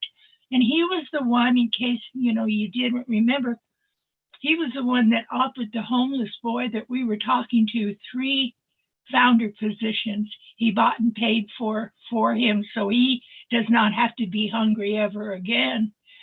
So I wanted to put in a word about Mike because he's in the chat tonight. And he helped me so much, I can't tell you. And I'm pretty knowledgeable about technology, but that YouTube was throwing me for a loop, and he just opened my eyes, and it was wonderful. Okay, having said that, poverty is a multifaceted problem in our world, not just in our United States. But one of the things here in the United States that is very, very critical is the mental health organization we have is so underfunded. And I have families that I know firsthand, and in their founders also, some of them, they have schizophrenic children that are on the street because they can't get them any facility to live in, and they're willing to pay for it, mind you. They have money, they have enough money to do it, but there's no resources for them. So when we start taking care of people on the street, you're going to have to do just like, Mr. Norris and some of the other more learned people. We can't just have an open door policy, because there are some out there that are violent offenders also. There are children out there that are violent offenders, and just because they're a child, you may think they're okay and they can snap on you and knife you in the back overnight, So we're going to have some bigger problems than we're thinking. And when Julie had us fill out the form, for one, I'm retired. I don't hold a license anymore as a psychologist, but have had the training, but I don't have the physicality anymore left that I could take care of street problems. I used to, but I can't anymore. And so I think those of us intellectually, we should get together. And like Susan, she's had years of experience with the poverty situation with, I'm a Salvation Army fan. I helped with the Salvation Army for years and years and years, and they're a very, very, very good organization. But I don't have the physical stamina to do what you young spring chickens can do, but I can offer my 2 cents worth. So I didn't, fill in some of the things that I've been involved with in my life, and perhaps I should go back and redo that because I really didn't, because I don't hold a license anymore. And I didn't want to be, putting it out there that I was a practicing psychologist, because I'm not anymore. So I'll redo it, Julie, when I remember to get over there. But I wanted to say just one other thing, and then I'll get off because I'm anxious to hear Ash. I think what we're doing here is so big, and Chris is the size that can fill the shoes, and Peter Scher, of those that we need. But we have to remain unified and not competitive. If we are not competitive, we're going to reach out and touch more people and help and do more things that Mr. Ash has informed us to do, what he wanted with Oh Blessed. And I help women that are battered, and I counsel free for them without being charged with 3 crisis centers. So I work all day long, and I'm on Zoom constantly. I can contribute a lot of things, but it's mostly from my own home. I can't get out there physically and do it. But we don't want to ignore those people like myself that have enough knowledge about the street that we can help in our own ways. And so I just kind of wanted to get that in. I didn't want you to think I was trying to shirk my duty here, and because I think we all have a duty to those that need our help. That young man that was out on the street, I cried all night long. And thank God for our friend, Engineer Mike, helping him out. People don't know how hard it is for kids that are ADHD, that are Asperger on the syndrome. They're brilliant, but they can't communicate like you and I communicate. So there's another thing there too, that some of them are blind, some of them are deaf. There's so many things we have to do to even tap into one little level of poverty. And like Ash said, I can't help everybody, but we can help one. And we did last week with Jeannie's little friend she picked up off the street. And that's how we have to start. Okay, I'm off my soapbox. I want to thank you. Willow, listen, I don't care what your age is, because you're beautiful to me, but you just educated a lot of people. Maybe you can't get out your home and do like you used to do, but you got it. You got an internet and an academy that I'm sure you're going to be teaching a lot of wonderful things about. But Willow, everything you always say blows me away. I love you with all my heart. Thank you very much. You are as important as anyone in this family. Let me tell you that for your knowledge. Well, I thank you for that. Sometimes, they want to stifle me, but I don't blame them. I like to talk too. But I want to tell my friend Marty just one word. I loved you more today than I've ever loved you. You did good today. I cried. You touched my heart. Don't ever stop, because we need you, Marty. Okay? Thank you, darlings. Willow, now I gotta run over there and give him a hug because I know he's gonna cry, but thank you, Willow. Now, before we bring on Mr. Ashmafara, Marty DeGarmo would like to say something. Marty, the floor is yours, my brother. I'll be really quick. Willow, you shouldn't have said that right before I came on. Now I'm having trouble. Anyway, but thank you very much. Why do people do that to me? Listen, I know I talk a lot, but I do have 2 ears and I listen a lot too.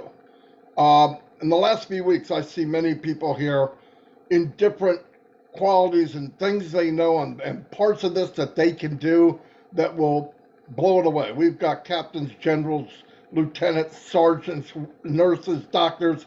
I mean, we're packed. I have a thought that I've probably brought up before. I know right now while we're having this meeting, or I'm pretty sure, there's men and women, army of people walking the streets, covering people, handing them soup, helping them whatever way they can. These people, to me, are unsung heroes. We don't know their name. We don't know where they're from, but they're truly doing what the best they can with what they have.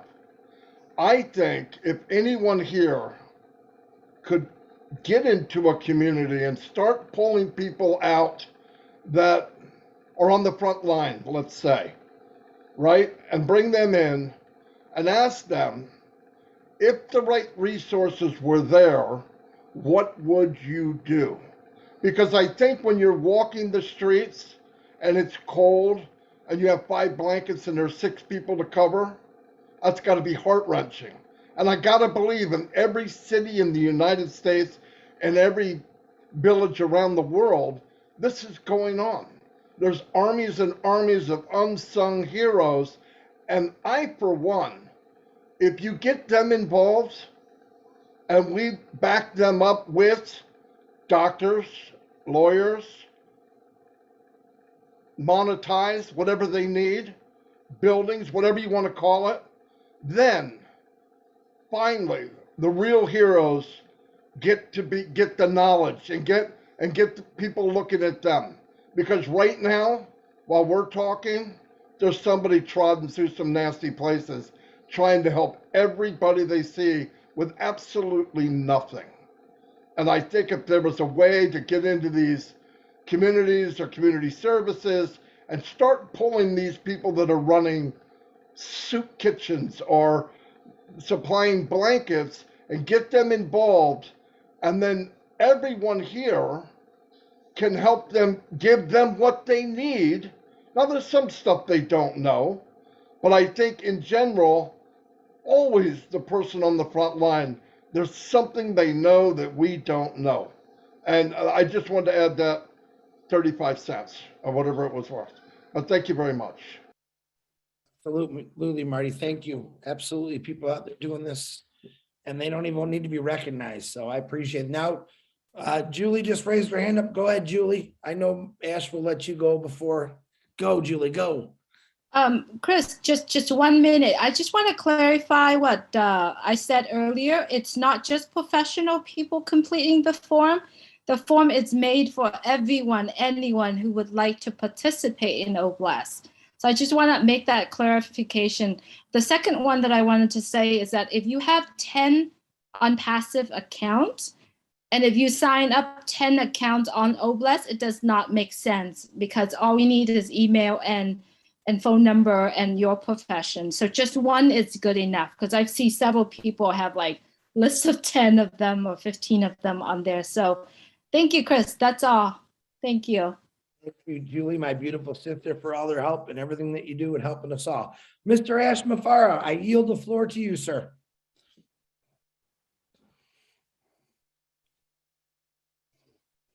Now he's going to hide. Thank you, my brother. Okay, good evening. I was listening and I thought, no, I should talk. I do have a few things to say. I don't promise you it would be quick. So if you just joined us, great, because it's going to be here for a while. Why? Because we have business to do.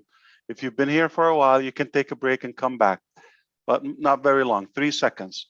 Just want to thank you for what you're doing, Chris. Everybody, congratulations to Peter Struer because his two daughters, Amanda and Mary, on Saturday will be graduating. 2 in 1. Can you beat that? So that will be a good event. And we're going to celebrate that where? On Burj Khalifa. Okay, going to do some fireworks for that. Congrats for the 2 young ladies. And I enjoyed listening to all of you. I appreciate you, but I have a few things. I've been thinking about this concept of oh bless. Before I get going, I just have a feeling. I cannot prove it. I cannot validate it. I cannot confirm it. But Chris Johnson may be the first unpassive Mother Teresa.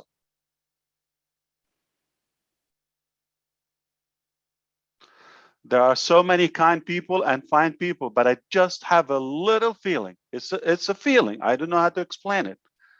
He will be the first graduate, okay, to lead the next million of us. All right. So there have been so many attempts to conquer poverty for generations. We can fact check if it worked or not as of now. Do we still have poverty? We still have poverty. That means it's not working. Okay. I do believe there's not one thing you can do that will defeat and eradicate the whole dilemma. It has to be a set of actions to do that in tandem. But it will be insane for us to expect repeating something from the past, from what's been attempted, and expect a solution.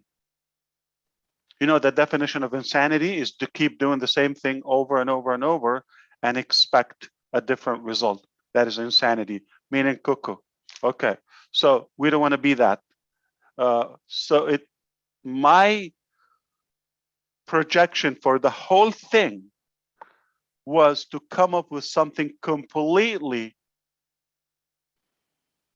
out of the blue, outside the box, totally disruptive, the same fashion we came after and the same style we came after our success and unpassive. Let me whisper something to you.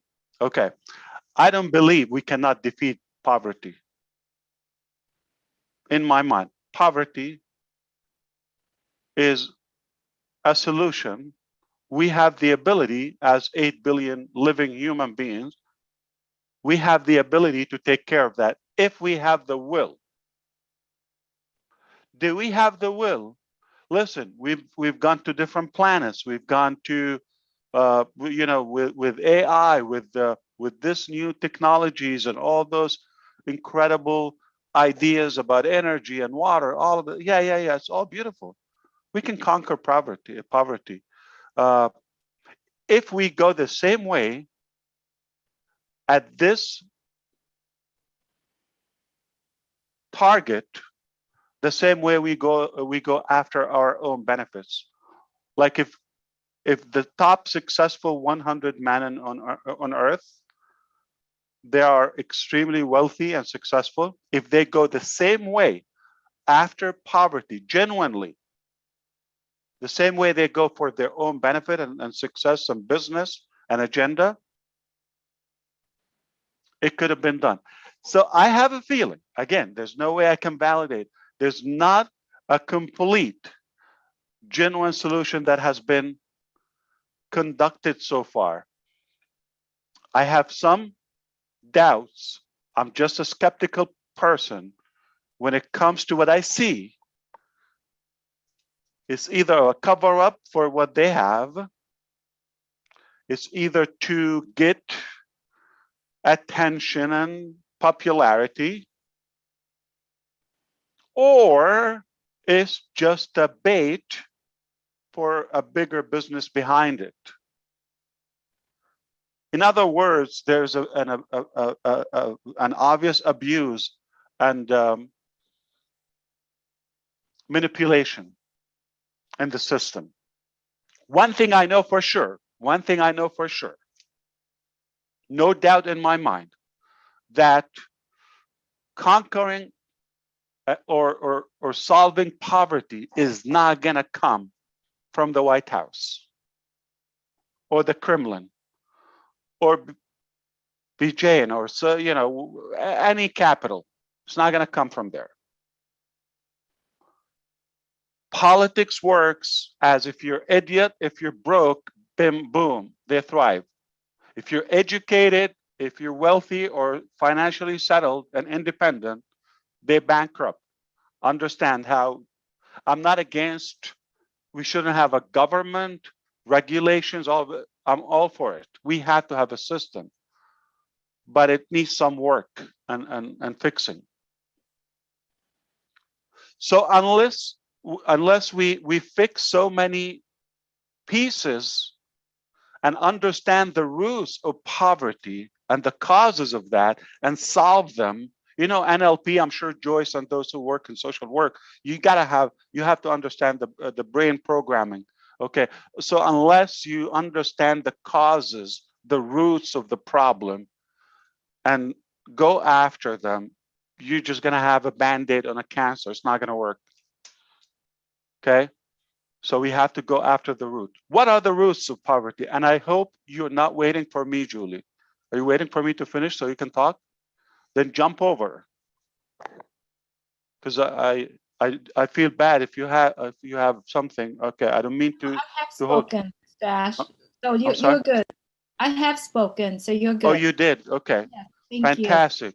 Okay, but you can jump in, cut me off anytime. Okay, when I'm not making sense, you just cover me. Okay, so what I believe. Okay, first of all, we're not going after fixing. I want to clarify this in my mind, my intention. I'm not going after homelessness. That's just one area of poverty. If you want to solve it, you want to go for the whole thing. You want to aim big, all right? God doesn't require us to succeed. I'm trying to read what's behind me. Okay, He only requires that we try. In other words, we will shoot for the moon. If we fail, if we miss, we will land among the stars. Big deal. But we're going to try hard, okay? We're going to try very hard. In fact, I was just reading on Elon Musk's tweet. If we get Twitter, all of that, he got it, okay? But just a couple of days ago, we will fix spam or we will die trying. I don't believe we will die trying, because if it's in the right hands, it will be fixed. Even if we die, we will get it done. So just imagine a little fantasy, okay? We go after poverty, not homelessness, not water, not animals, not one. It's all blessed. The whole thing, the whole globe is blessed. All right? Everything is done. I'm gonna show you how. So if we go the same way, with the same energy, the same stamina, the same wisdom, the same tenacity, after we went the way we went after achieving on passive from nowhere, it's a done deal. Okay, do I need to rephrase? If we go as hard or the same exact way, the same style we went after on passive to get it done, it's done, right? Okay, so the same way, if we go after poverty with deep conviction, with that real passion and desire to get it done, it will be done. It's a done deal. So the motive is what's lack, the will is what's lack, okay? And you have to do it, all the way. Cannot fix one side of it and uncover, have another loophole. Okay, you have to fix the whole thing. All right. So poverty comes from what? Wars, crimes, stupidity. I mean, ignorant, uneducated society, right? What does it come from? Okay, corruption. Okay, health issues, disability, in other words. Okay, that's what prevent people from having an source of income or proper lifestyle or burden on life. Get them they give up mentally. Okay, so there's another thing I wanted to say that about poor minds, and it's all about, if you have, I mean, your success is determined by your mind. If you have a rich or poor mind, it is just going to determine your status, right?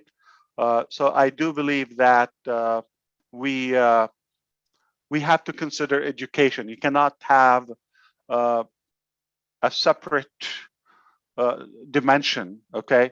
If there's a solution that doesn't take care of educating society, it's not gonna be a long term.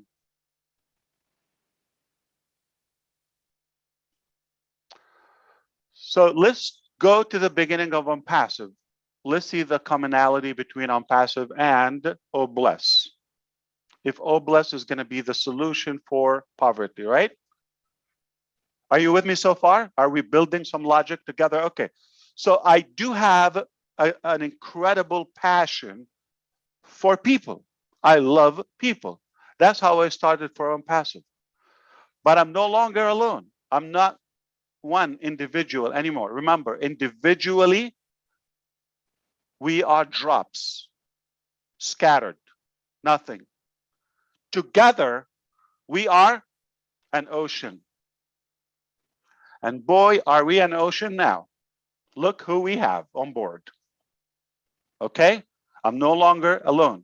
We do love people. I'm not the only one who loves people or have passion. So I do trust that we have a better desire, higher than before, higher than average, higher than anywhere else in OnPassive, using OBless to defeat poverty.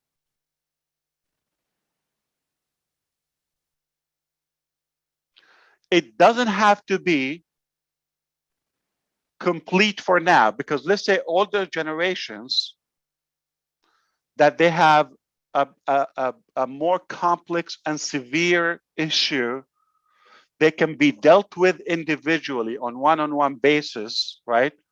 But at least if we could have the resources to take care of that. But we want to focus on the younger generations and the future generations. So if we take care of society, if we want to take care of the future society, we take care of them now with the younger kids today. So number one, if they're educated, we give them proper health and put them on the right track. You got nothing to worry about in the future. Okay? And solve all the other relevant issues. If we have, if the country is broke, you're gonna have poor people. Okay? If the system is broken, you're gonna have issues. So do we all agree that we love people genuinely? Okay, we do love people, but we do agree that we will make a difference just by that love. Even if everybody impacts one person's life, it's gonna make a major impact because we're so many, right? Okay, so the other one is we have to agree we're not gonna really take care of every little tiny issue. Okay, if something is just so complicated, we don't want to be stuck against the wall if it's just a temporary case. Let's focus on the future. If we have the foundation for but listen, don't take me wrong. I love people, but there are some people, they really need a lot of love. In fact, it's no joke. I was talking to God a while back. I said, you know me, God. You know how much I love people. And I believe in you. I do have a little list, tiny list. I have some names on it. It's not big. You can handle it. I wish you would consider. I'm going to leave it somewhere. You know how to find it. When I come the next day, I hope you will tell me it's taken care of.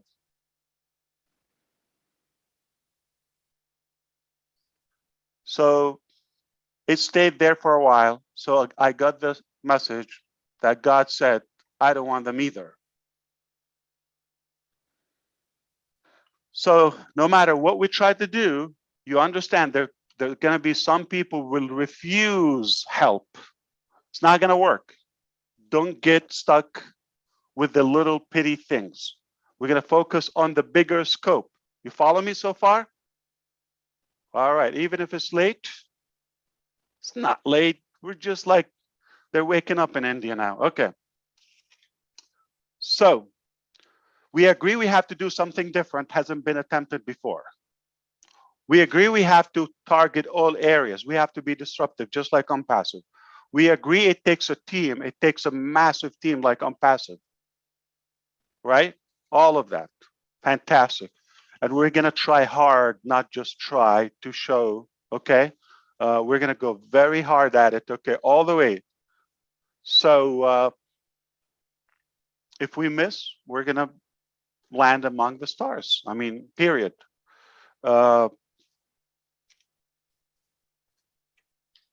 If you have a poor society, you're going to have you're going to have poverty, mentally poor, okay? If we have educated society, I don't mean diplomas, okay? I do have to say that. I hope you're not waiting for degrees and, diplomas. No, I'm talking about aware, okay? Effective. So I want you to trust me that perhaps how we do on passive is one thing, right? If we do it the same way, it's going to be great. It's going to be a good success. Why? Because how you do anything is how you do everything. We're not going to do it for a show. Okay? Trust me, we don't need more foolish work to distract us from other things. If we don't mean to solve it, it wouldn't be on the list. It wouldn't be on the table because it's going to take time. It's going to take energy, and it's going to take commitment for us to solve it. It's not going to be a wish. Okay, so as hard as we went after on passive, we go after poverty. Sometime from now, it will be done. But because of the spirit and the attention that we have, and I do want to mention something. If there's money involved, and there's management, if there's a system, it sounds like a business to me. So let's stay away from that, okay? It sounds like this is not a business. This is being a good human being, okay? You cannot talk to me about, oh, bless, and this project, and this is a plug. Don't fall into that. Okay, so we're going to focus on doing good. How we do good is very simple. So let's say there are 1 billion poor people on the planet. Okay, remember, the genius is to turn something complicated into simple. Yeah, poverty is complicated, but let's simplify it. If people have enough knowledge, or the poor people, 1 billion people, if they have more knowledge in any area, okay, any area, it doesn't have to be on the book, you don't have to read and write, okay, if they just have enough knowledge to survive, take care of themselves, be independent,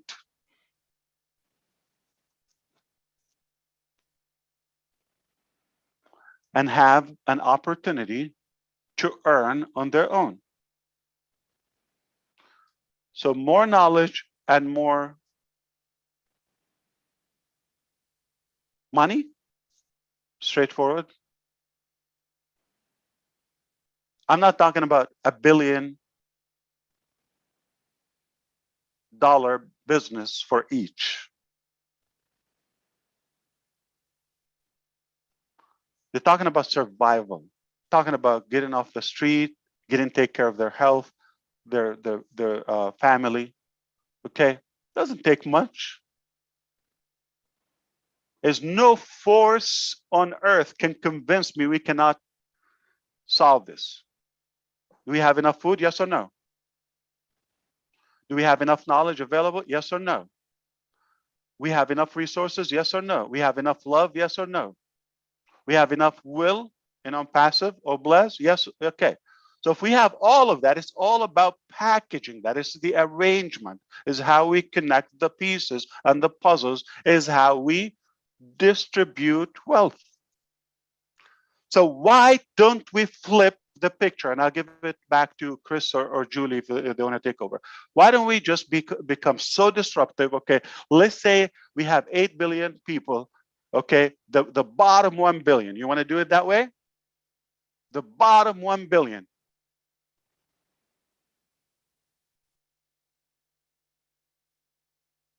Meaning they have less than $1.90 per month or per day. The poverty line.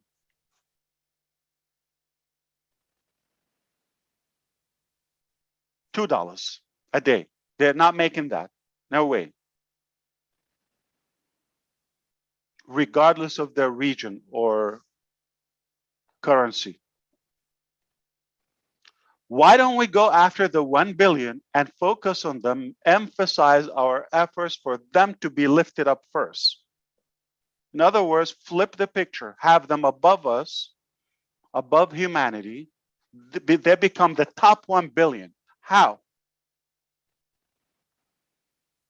The unpassive opportunity. So instead of going just complicating things and we're going to invent and reinvent and do, okay, and go the long circle where we have been before and, many attempts before, why don't we systemize where we can educate those people enough? Again, they don't need to be scientists, rocket makers. They don't have to do that, okay? They just need to be sufficient where they have a device. That's the tool they need. Subscription cost, the ability to drive or to manage this business and account and put it to work. And how do you use it? One of them, we support them. The company's still going to do traffic to get one with us collectively one, and on their own, they succeed to do that. Now they have a business for life paid for, covered. I used this example earlier today with the Arabic team, and I just said 100. Let's think the cost is 100. I'm going to help you. It's a little twisted on passive, but in a good way, okay? But it will be more informative, okay? So don't go too far and don't use this as the actual number, but I'm just going to give the 100 as, whatever the currency is. Apple, onion, okay? Banana or dollars, coins, pesos, you name it. Okay, so we have 100 is the cost.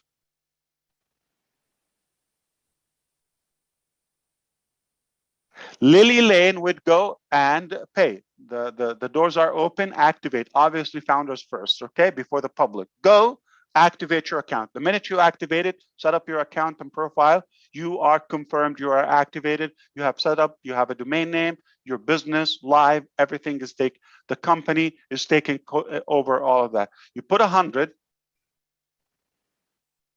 Just imagine we give you a five, whatever it is, okay, as a registration bonus. You are in green on day one. instantly. Perhaps you go to work. What's that beep? Okay. You go to work, the company go to work, and the team go to work. Down the road, whatever it takes, you got 3 registrations, 3 sales, 3 subscriptions, packages sold. Let's say you are at the package level or the product. You cannot give what you do not have. First, you get it. Second, you are able to resell it. So you have 100. Day 1, you have 5, just one-time bonus, because your wallet now is green. The figures, the numbers are in green. So you feel positive, motivated. It is working. It's guaranteed. You know how people try to prove to you can make $1 online, and it's the first dollar. If you can make $1, you can make $1 million. Same concept. We're going to make it 5 or 10. It's not $1, but it's different. Okay. So conviction is checked day 1. So let's say whatever amount of time it takes us, all of us, that Lily has 3 sales. Each sales earns her 35. It doesn't take a genius. I'm just telling you simple math. Do the math. 35, 35, 35, 70, and 105, okay? The cost is what? 100. She has excess of what? 5. She's in profit. Never pay. She got the whole business, the ability to sell it and do it again. Same thing goes for the 3, and it's not limited to 3. Just to be clear, it just takes 3 to break even. So it's not like a 3, 4 something. Just stay away from that. Okay, we're done with it. Okay, so just unlimited. You have 3 billion. You're gonna have 3 billion. Okay, but it takes 3 for you. No longer out of pocket. So if we succeed to do that with Joe, the broke poor person, we're not going to do the 1 billion at a time. Let's go after, everybody would go after 1. We're 1 million. We fix 1 million as one circle, one cycle. Rinse and repeat. That's what I wanted to share. I don't know if you're going to invite me ever again, Chris, but this is what I thought. I wanted to support you. I do believe in you, and I am very hopeful that this is a very sincere discussion that will lead us to the solution. Thank you, brother. Thank you, Ash, my #1 brother. Well, wait, I got to put Marty there because he'll get all jealous, you know that. But yeah, of course. This is the push that I needed. You said some pretty amazing things today. I'm pushing myself with a lot of people, as you can see on here, who's been with us since we started this. Appreciate your wisdom and your words, because I learned a whole bunch of stuff in a few short minutes on the direction. And I do want to let everyone know that this is something that Ash wants us to do together.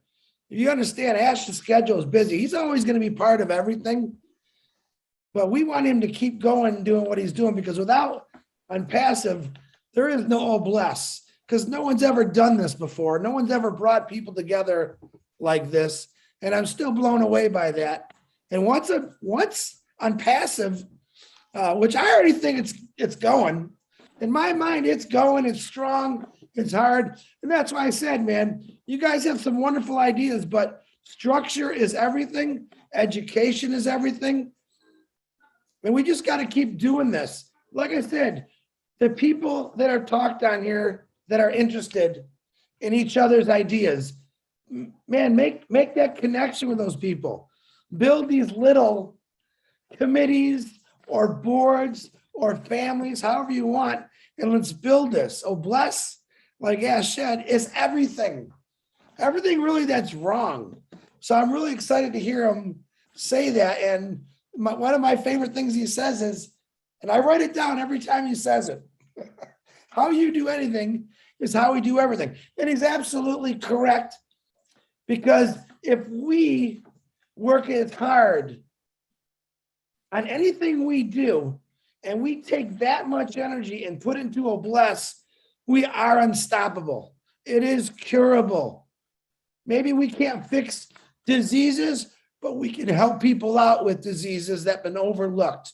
And I thank God every day for coming into this family and listening to the advice of not just Ash Mafara, my brother Marty, and every one of you guys. You guys inspire me.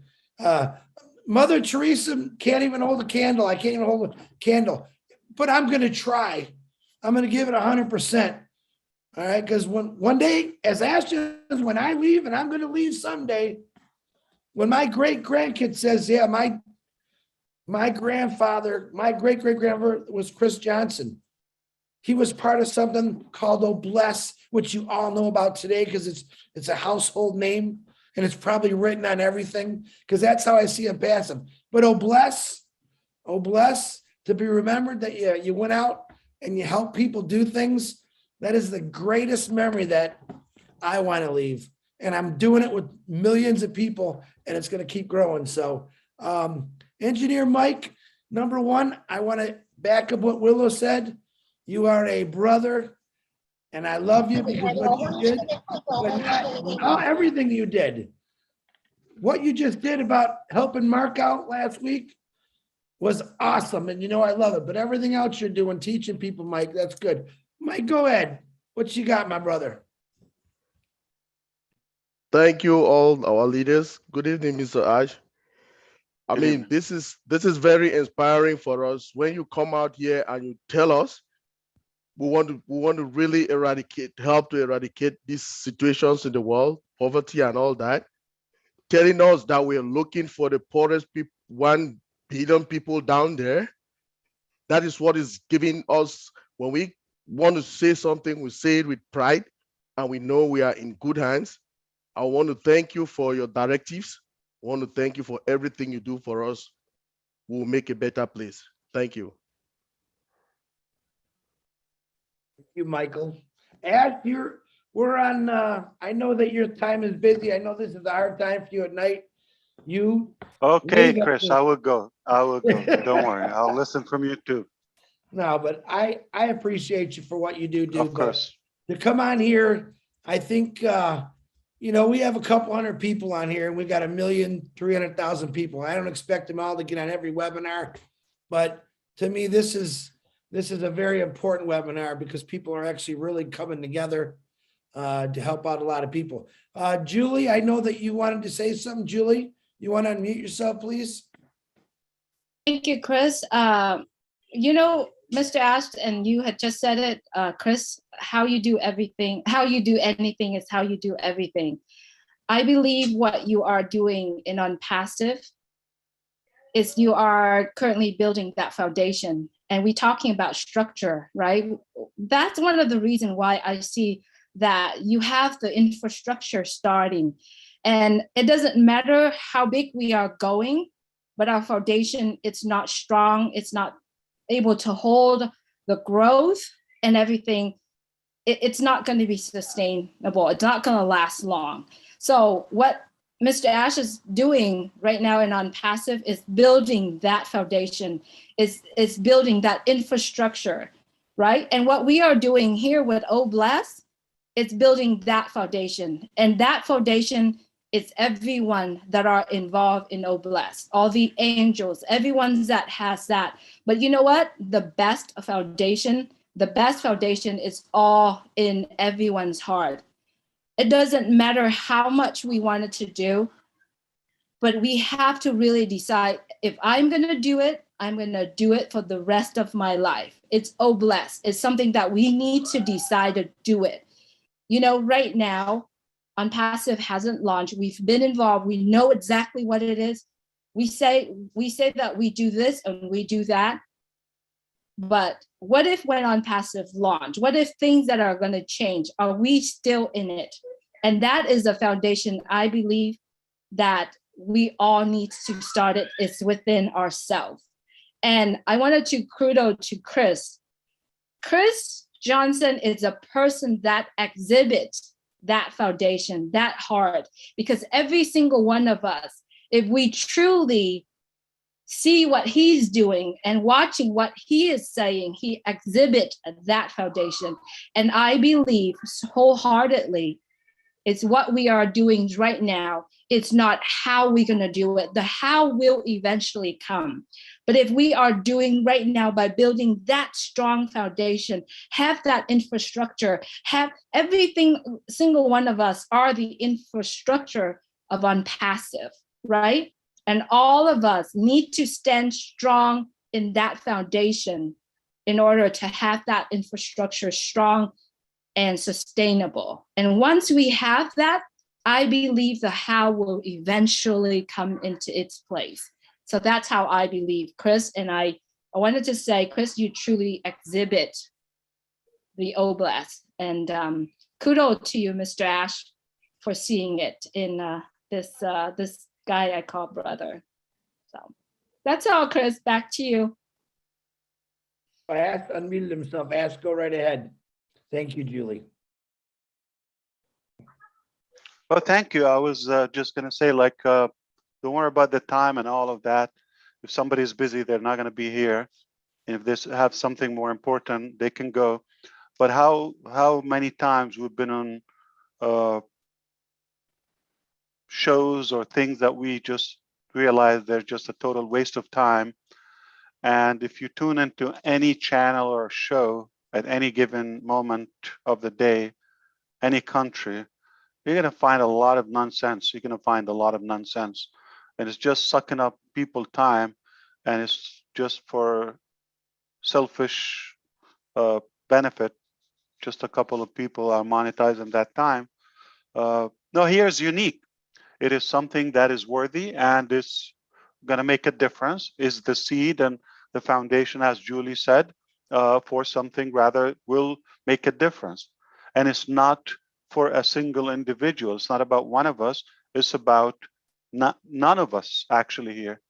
Okay. Ultimately, it will help us feel better and accomplished, but it's for others that they need someone else to care for them. You just need to care about one person. Okay. So it is worth it. I don't regret it. You know, it's a priority. It's not a side chat to me. It is a priority. We said it.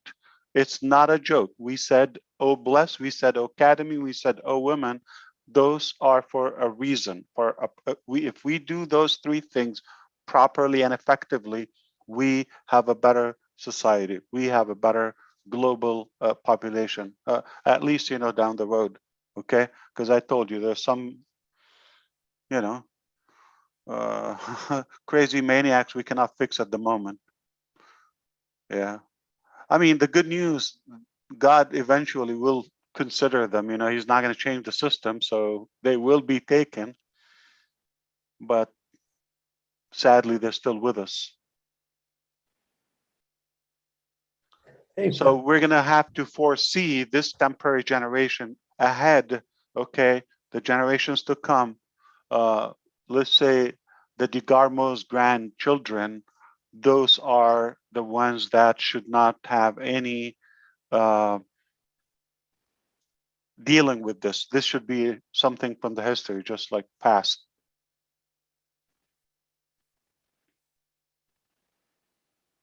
So I do believe it's effective. It's worth it. Don't look at the clock. Okay, we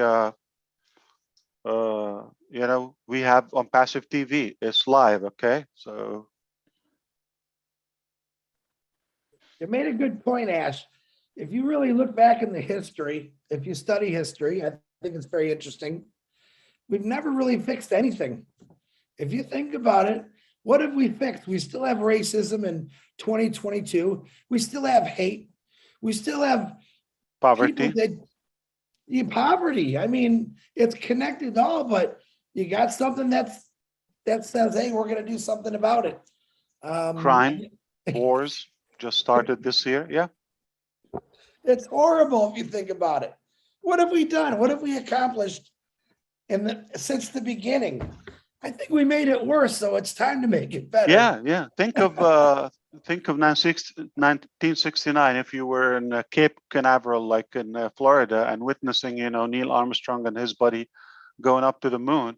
And that day they confirmed from there, if you would have been there thinking, wow, I wonder, like 2022, where would be, the humanity? If we are now here, can you imagine 50, 60 years down the road? Imagine. 2022 is going to be unbelievable. Yeah, now, if we flip the picture, bring one person now and look back, they were better off. Hey, give me your idea of what you said the other day about how we're going to change the shape of the earth or the face of theirs. Give me one example that's really going to make everyone, think about it more. So the word is literally, so 3 words, unpassive, will reshape the planet or earth, however you define it. Literally, the word is physically and literally, physically. Physically meaning, you know how you look at it, like look out from above? It's a beautiful, sparkling, marvelous ball that is green and blue. That will change.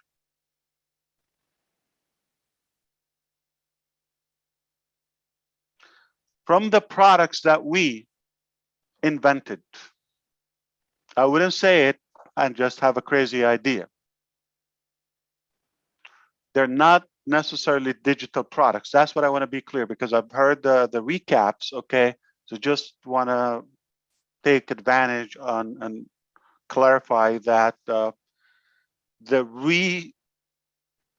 restructure and the betterment of Earth as a planet, it will be visible, noticeable, with the naked eye and from, scientific measures as well. And it's because of a direct cause or of the unpassive inventions. It's very simple, it's not complicated, it's not genius. Thank you. And I'm not talking about a paint, okay? The real Earth, okay? That would be fun. And I'm not aiming to rearrange the planets. I'm not going to get into that business, okay? Or but repaint them. But it's repaint a possibility for you. them. I don't like Jupiter. It should be more green, yeah. Oh man, now you're making me really think here. But hey, I know we just had some hands up. You had Willow and Marty. Willow, I'm sure Ash's got a couple minutes, but he's gonna have to tell me, or I got to kick him out because I know he's busy tonight. But Willow, go ahead. I'm taking a break from my Indian people. Don't tell them Rupa, okay? The other night, when we had that darling man, Mark, on, he opened our hearts so much. Everybody wanted to help. Everybody that was in the room wanted to make sure that somehow he knew we loved him. What if we created... Who you're talking about, Willow? Mark. Oh, yeah, I missed that. Okay. Mark. Could it be possible that we just need to see somebody that does need it, have it put in front of our eyes?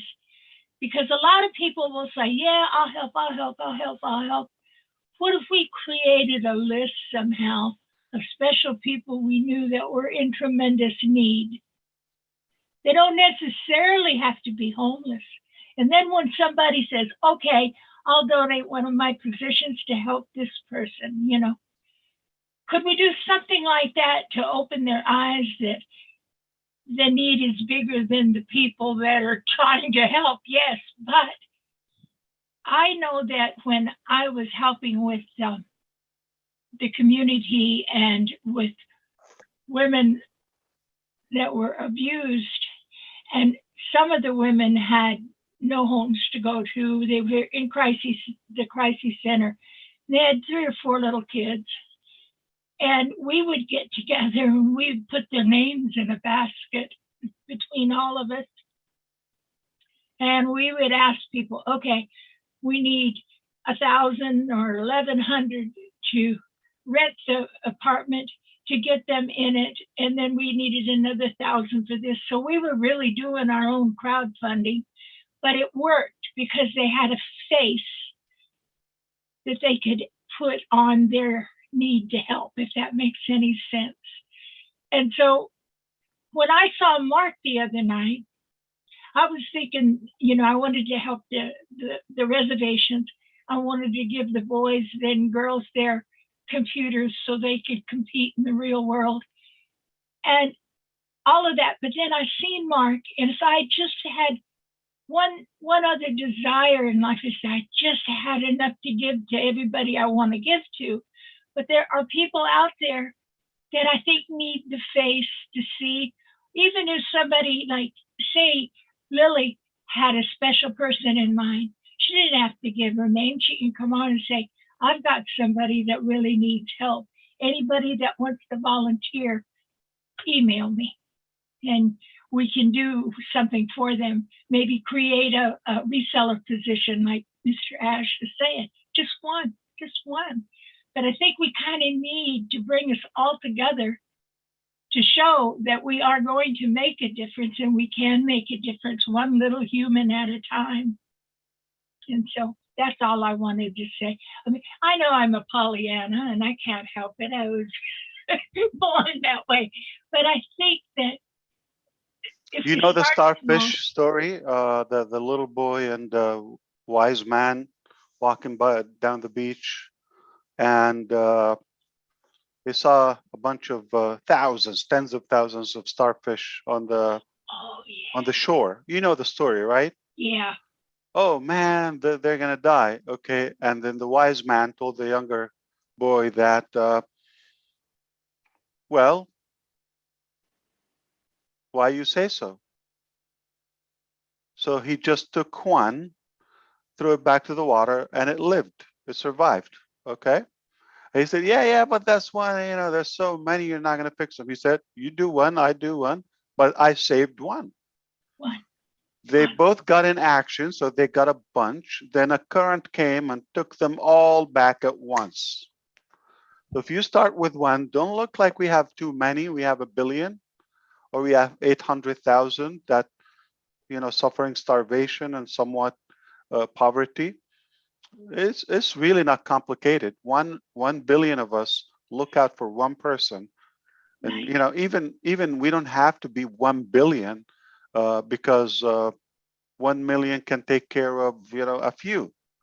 But then we're gonna inspire exactly what I said about India. We're gonna inspire. You're gonna inspire one more. The person that you bring in, they are actually gonna be more motivated to bring another one, and we're all going to go to the top, period. So the 1 billion becomes at the top of this global population, and then it would be fun. The good news about that, with the irony of everything, okay, I have a feeling they're going to be almost everyone on planet, not everyone, but almost everyone on planet Earth would have a username password. Okay? If that's the case, those 1 billion, they're going to be in, at some point, they're going to be in the business. And the top 1 billion now, the top most, you know, prosperous and wealthiest people now, the top 1 billion, they're going to be on passive. So it's only the matter of the arrangement, because either you're going to be the leader or the follower, one of the two. Okay? So if we choose to be the leaders and bring those 1 billion as leaders, they're going to have the biggest, wealthiest people below them, Exactly. following them. I just love it. I know it's crazy. I love you. But it's, thank you. Yeah, so those wealthy, crazy, greedy individuals, we can come after them from the top. They're going to be in our business. They afford the business, no problem. But why don't we take care of the little guy first? I'm for it. All right. I'm first So on the Mark can list. sponsor Elon Musk. Do you know what? Have you talked to Mark? No, I have no Oh, idea he is if I know dull. him, but Jeannie, is he here tonight? He's on here. Well, let me, if I can, I know Mark's battery is getting low. Ash, if you wouldn't mind, I'd like to introduce you to Mark. whose battery? Mark is, Oh, okay. he's our new founder, but. Not his Gene- heart battery, right? Yeah, His no. device Hey, battery. That's easy. No problem. Ash, We he's can give got him a a battery. heart. He's got a heart and mind just like yours. Mark, if you could please unmute yourself. Gene, Olivia actually connected with this gentleman. He's really phenomenal. Mark, you want to, Rupa will get you and Nathaniel will get you, but Mark, can you please unmute yourself? Namaste, Ash. First of all, how are you, Mr. Ash? I'm fired up. You see me? I don't run out of battery ever. Thank you so much. Happy Ramadan for you. Thank you. Welcome. So we are very happy with you, Mr. Ash.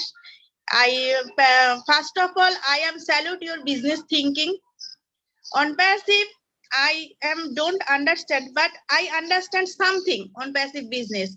But right now I feel this is a huge business and blessed by very favorite product. So every moment I will enjoy this business. So I first time I will talk to you. So slightly I am nervous, Ash. So apologies me, but I will enjoy and always we are with you. You are go ahead, Ash. Appreciate it. Thank you. Thank you, Rupa. I know you've been dying to talk to Mr. Ash. Mark, I apologize. Mark, can you please unmute yourself? Gene, did you text him?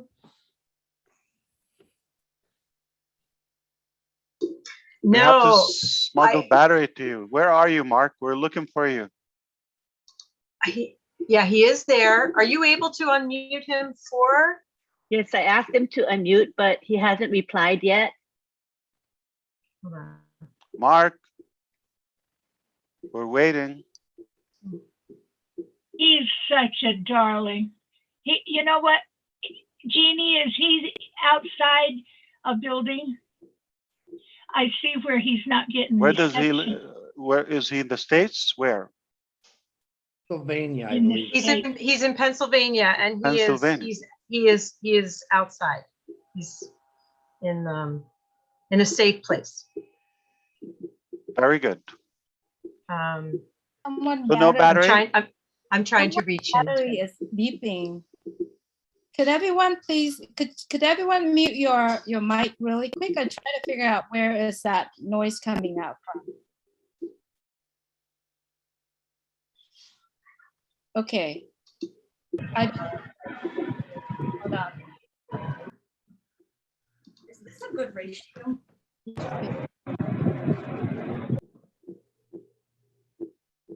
It's still there. That's India. I think that was Advocate Jaspel that was creating the noise. Yes, but there's the beeping's still going on. I'll see. mute myself and let's give it a minute to figure Yeah, out. there's some humming. I agree with you, Julie. Yeah. I think it's Julie. I think it is Julie. Do you have the washer going on or the dryer? Hey, Mark, are you still on the Zoom? Do you want to unmute yourself and speak to Ash? He's here, the CEO.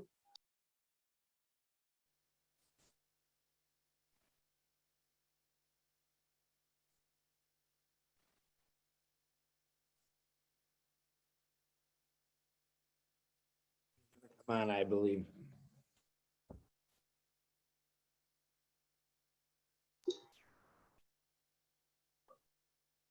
He's going to unmute. Thank you, Gene. Mark, are you there?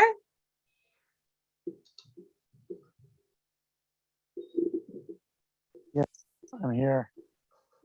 Hi. Do you have Hi. enough battery to talk to the CEO? Yes. Excellent. Hey, Mark. How's it going? Fantastic. I heard so much about you. My name is Ash. Very good to connect with you. I know you're in Pennsylvania. Yes, I am. All right. So are you going to run out of battery anytime soon, or do you have a few minutes to talk? I have time to talk. I have battery power. Fantastic. We just want to get to know you. I heard like wonderful things about you. Everybody's bragging about you. If Willow wasn't married or something, she would propose to you right now. Okay, but so what's the deal? What you got going on? I'm homeless right now, and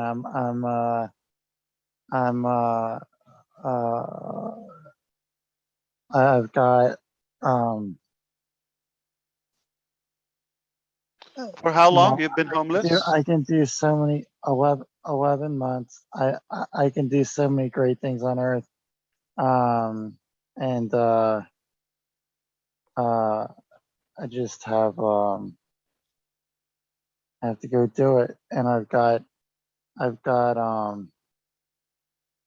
you know, I have Asperger's, and people have doubted me and said I can't do things, you know, that other people do my whole life. And I How old are you now, Mark? I'm tomorrow I'm gonna be 31 years old. Tomorrow? Yeah. Like in 20 minutes, the 27th? Yes. Happy birthday. Wow. Did you know that? Everybody? Thank you. It's a birthday party. Wow. We can drink water at least virtually. Mark, I was homeless for longer than 11 months, so no big deal. The weather is good, and I I'm doing okay. I'm listening to music, and I'm a positive guy, so I'm still positive, and I know things are gonna get better for me, and I'm gonna do great things, and on earth. And I've learned so many things about different kinds of things. I've learned a lot about different kinds of things, like in the 31 years of my life so far. Like, it's,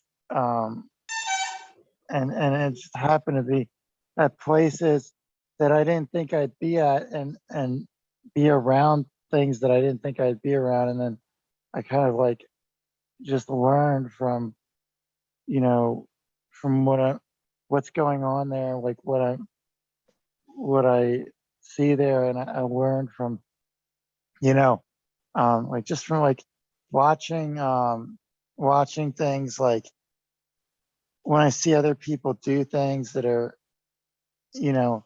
I learned from like I can just say, like, if they can do that, I can do it, and I can do it better.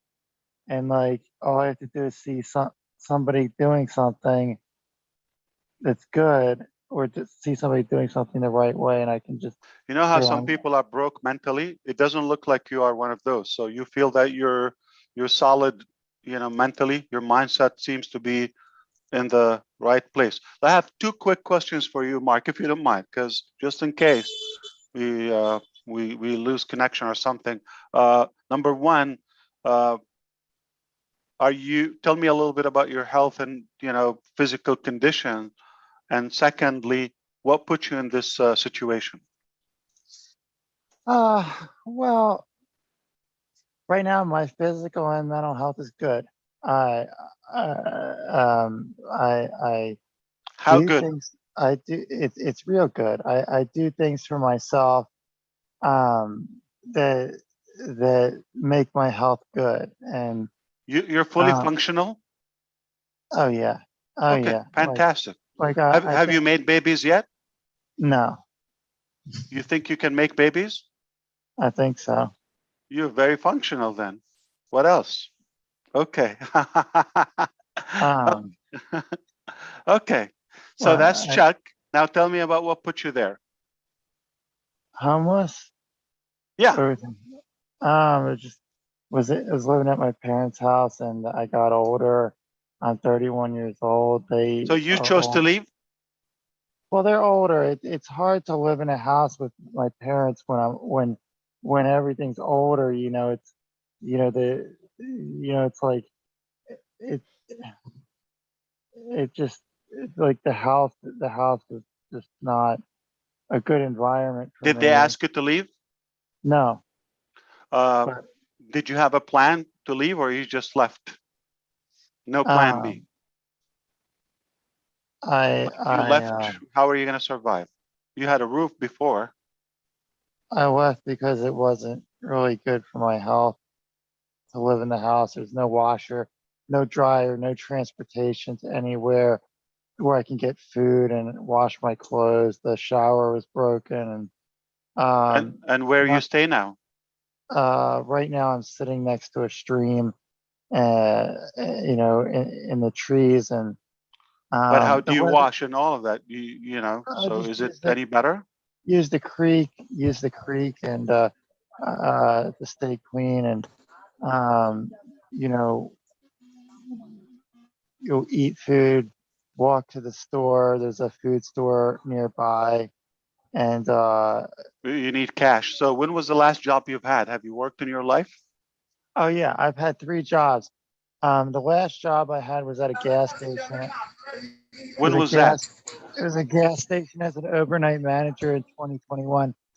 I rang the customers, cleaned, did everything. That he had a whole Clerk, yeah, checklist. that's good. Before that, I worked at a produce stand selling fruit and vegetables, and full time. My boss said that he was that he had wished Have that he you had worked in the last 11 months? no, but I can Any work. source of income? I have SSI. It's Social Security money. Oh, you have Social Security. Okay. Yes. What qualifies you for Social Security? The Asperger's. And have you tried to get a job in the last 11 months? I haven't. I mean, if I, but when I'm not getting sleep, it's kind of hard to work on zero sleep. Like I do better, and at work I do a better job at work, so I can do the work right and do a real good job at it when I get Of sleep. course. And not getting sleep. I was the same way when I was in school. Like I always did better on tests and did better on my Are you class. getting enough sleep and nutrition these days? I think that nutrition, yes. Nutrition, yes. Sleep, it's a lot better. I've modified, like I've changed I've changed how I'm doing the homelessness that allow so that I'm doing the homelessness a little bit different than I was when I became homeless. So now I'm doing this a different way so that I'm actually able to get some sleep, and like I could work now if I Where was did able you to find stay during the snow times last few months? during the snow. I was on the sidewalk, and I just had to do it with like 5 blankets and 3 heavy thick coats, like lots of like warm coats and sweatshirts and blankets, and stay inside of a sleeping bag, and like a really thick heavy sleeping bag, and I made it through the winter. Do you consider yourself healthy? Yes. Do you consider yourself young? Yes, I could run 500 yards at like the speed of light, and not feel tired. So it's very obvious that you keep yourself positive. How do you do that? I listen to music Music. and it sounds so good that it makes me feel like I can do anything on earth. I thought you listened to Mari DeGarmo. I'm sorry. Okay, which music do you listen to? Band music, a lot of trumpets, brass instrument music. On the phone? Yes. I like to listen to brass quintets, brass groups, guys that people that get together and play brass instruments, music on brass instruments, trumpets, slide trombones, tubas, baritones, I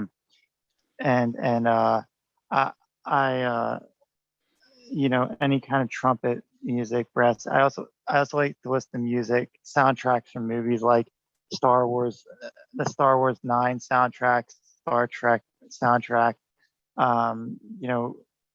Some movies have good music in them, but mostly I like to just listen to brass instrument music, like I was saying, like trumpets. Mark, do you know there are 315 founders right now listening to you from the Passive on Zoom alone, and it's being live streams on multiple YouTube channels, and others are going to play it back sometime in the future, tonight, tomorrow. Okay, so it's safe to say that thousands of people are either listening to you or will at some point listen to this. Okay, I don't know if you feel this way. Do you feel like we're family to you on Passive Founders? You feel comfortable with us to talk? Okay. So would you share with us what's your plan as your family? You got the brain, you got the physicality, you got the you're young, you're a baby, you're a kid. I'm gonna find a place to live. I'm gonna find Which one is first? The chicken or the egg? You find a job first or a place to live? Well, I mean, I think I'll take anything I can find, whatever I find first. Something is better than nothing. The first thing I find, I'll take. If it's a job, I'll take it. If it's a place to live, I'll take it. What about the gas station? They wouldn't hire you anymore, or they got somebody? Well, at the time, things were a little bit different back then. He had an employee that was a criminal and was committing crimes, and just wasn't working I couldn't work with him. And yeah, we don't need to get there. Mark, what do you feel about your situation? Do you feel sadness? Do you feel sorry for the way your life is now, or I wonder how you feel. No, I feel positive. I feel good about things because I know that I can do great things, and I know I will do great things. I know I'll find a place to live. I'll find a job, and I'm going to. So I feel good about things. I feel positive about things, and I know it's going to get better. It will. I mean, I don't see you missing anything. Just go get a job. Get a job, like anything. Like you said, just to survive. There's some good business owners. Doesn't have to be a corporate. Small shop here or there. Just when they see you, they see if you're determined or you're in need for it. They give you a chance. I've seen those people. Every job I've had before, my boss has always told me that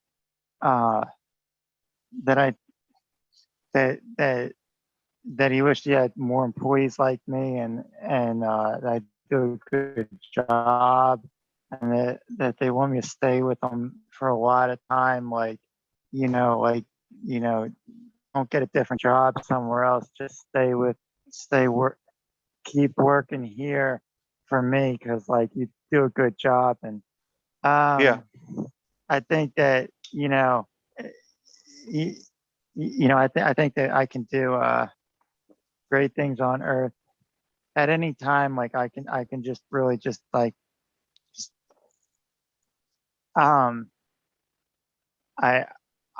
I can I can do some pretty great things. And like, You think you'll be a musician one day?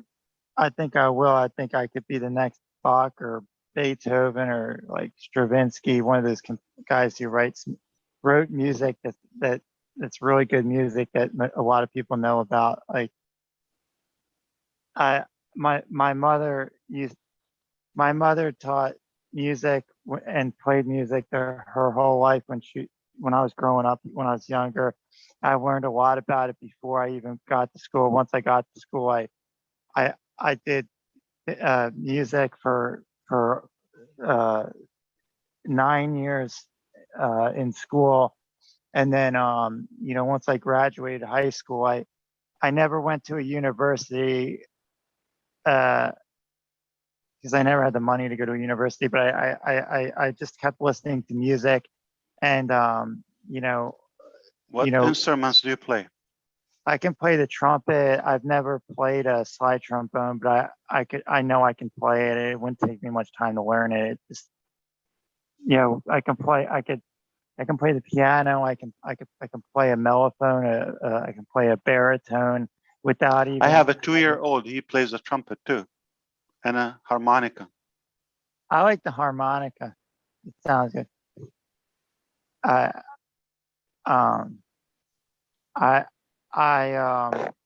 He's not professional by all means. He's just music. It's a hobby. Good.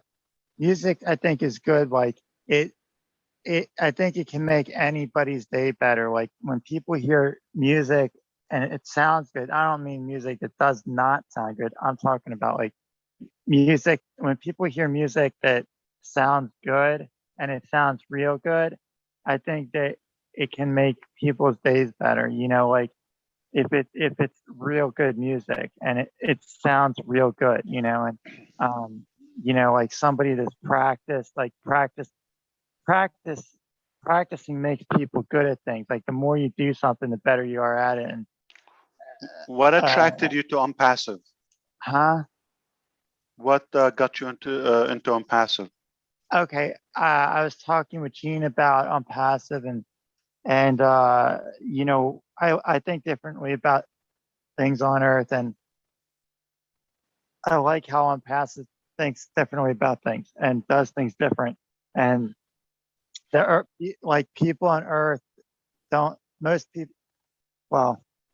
people on Earth don't really, they don't like different. They don't. I mean, when I say they don't like different, like a lot of people think that things that are different, people that think differently and do things differently, people think that's wrong. People think that's bad. People think that that's not how things should be, is like different. But that's not right. Like different things are good. Like, and different things, people that do different things, like that's a good thing. And like people that think differently is a good thing, because like people in the history of the United States of America and people in the history of the world, like in that when I was in school in textbooks, there's people who I read about in the textbooks when I was in school that did great things. Amelia Earhart, Lindbergh, like these people who flew airplanes, Thomas Edison, Albert Einstein, Martin Luther King Jr. Like they did all these things that were different, but like really good things. And people saw like how good those things were in the end. Like when at first people might not have really like known like or understood why they're doing something different in the beginning, but like in the end they're like, wow, that person did really good things that were great things. And then now their names are in textbooks, and like I want to be one of those people. And people would be like, okay, this guy Mark Gladfather did all these If you great believe things. you will make a big impact, like in which area do you think you will make Oh it? yeah. Science, I don't biology? I don't care if people call me crazy. Like I think I can change the world, and I'm going to. and that's what like people said about.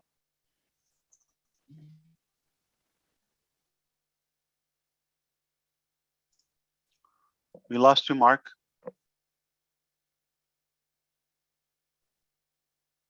He's still unmuted. I don't know if Yeah. Did you ever meet with him, Gene, or any other founder? Yes, he's completely changed my life in the week that I've known You've him. seen him directly? Yes, I met him. He was sitting outside a store that I was going into. I said hello, and then I finished my shopping and came out. He was still sitting there, and I don't recall exactly what I said to him, but we struck up a conversation. I probably asked if there was anything he needed, and then he started talking, and I listened. And it was like 3.5, 4 hours later, I was late for the round table. He just poured out. I just listened. And how did he and appear then, to you from the first, sight? Like crazy or no, hungry to show his potential? What did you feel? intense and no eye contact. So I wasn't sure what to make of me. And so let's take advantage while he's reconnecting. On a scale 1 to 10, don't want to say how ugly, but how handsome was he? Like, what do you give him? 1 to 10? I would say very handsome. Okay, so he's like 8, 7. Oh, I hate doing that. I'm not going to do that. I think he's a Oh, handsome man. I do. He could be my son though, so let's not go there. So he's handsome, he's young, he's ambitious, he's positive, he's super young. I don't know what's missing. Well, the Asperger's has caused some challenges. That has, not everybody is, when you talk to Mark for long periods of time, you start to see where when his mind is working on something, some people will understand that and some people will not. Some people won't have the patience. So all I can say is that I've met with him multiple times. I cherish him. He seems to be good to go. Like I cherish him as a friend. I talk to him for hours and hours, and it's like there isn't enough time for us to talk about things. He's got so many ideas, Ash. And I actually told him today, I said, I can't guarantee, but it's possible you might be able to talk with the CEO because I think you guys think you have creative ideas. He has ideas about space. He has ideas about so many things, Ash. He's just raring to go. I feel his passion about music for sure. Yeah, there's something about and music nutrition. that he lights up. Yeah. So I got him a trumpet. So I'm getting it serviced. Wow. I did. I'm getting it serviced. So and he, it's not serviced yet, but I got to hear him play. So even on a trumpet that needs to be repaired, he made some beautiful music come out of that thing, and he hasn't played in a while. So he's really talented, and he's a cherished friend. Does he ask for anything? I will ask him, and he will tell me, and I go get it. And no. Does he ask like for a help or for anything? Like, what does he? What does he wish to have? Well, I think he doesn't seem to be defeated by his situation. It's not like he's mentally like it's a temporary situation. I'll be okay. I tell you what, though, the conversation from the very beginning to now has been a transition. So I think just having someone to talk with for long periods of time, it's like a healing. It is literally like a healing where you can get through some of the things that have not, it's like hope begins to take root, because he's been in a system where, he's gone and tried to get a bed and tried to work with community services, and it just hasn't worked out for him, whether it was, they didn't have room or any number of things. So you start to get, you just give up on the system. And what he does, like, he doesn't give up on himself. He's like, I'm just going to do Sounds it like myself. a winner to me. Yeah, sounds like a winner. He's a major winner. He's probably a beautiful human being. When did he become founder? Officially, Well, I told him that like the first day, I was like, you are founder material. I mean, we talked about it. And so I gifted him a position. So he's officially in the system as a founder. And then Mike gifted him 3 positions. So tomorrow night, the 3 of us are going to get together and walk through getting those So funded. he just and became a founder. just a couple days ago, yeah. Yes, on In his the system. He's in 31st birthday. yeah, a little present. So Fantastic. Wow, it's amazing. yeah, and he understands it. And he's like, what else can I do? Am I like, are there more videos I should be watching? What else? I said, well, you know what, there's this, and this. You could watch videos and webinars 24/7. Yeah. And I said, but you could go in and read the ebook.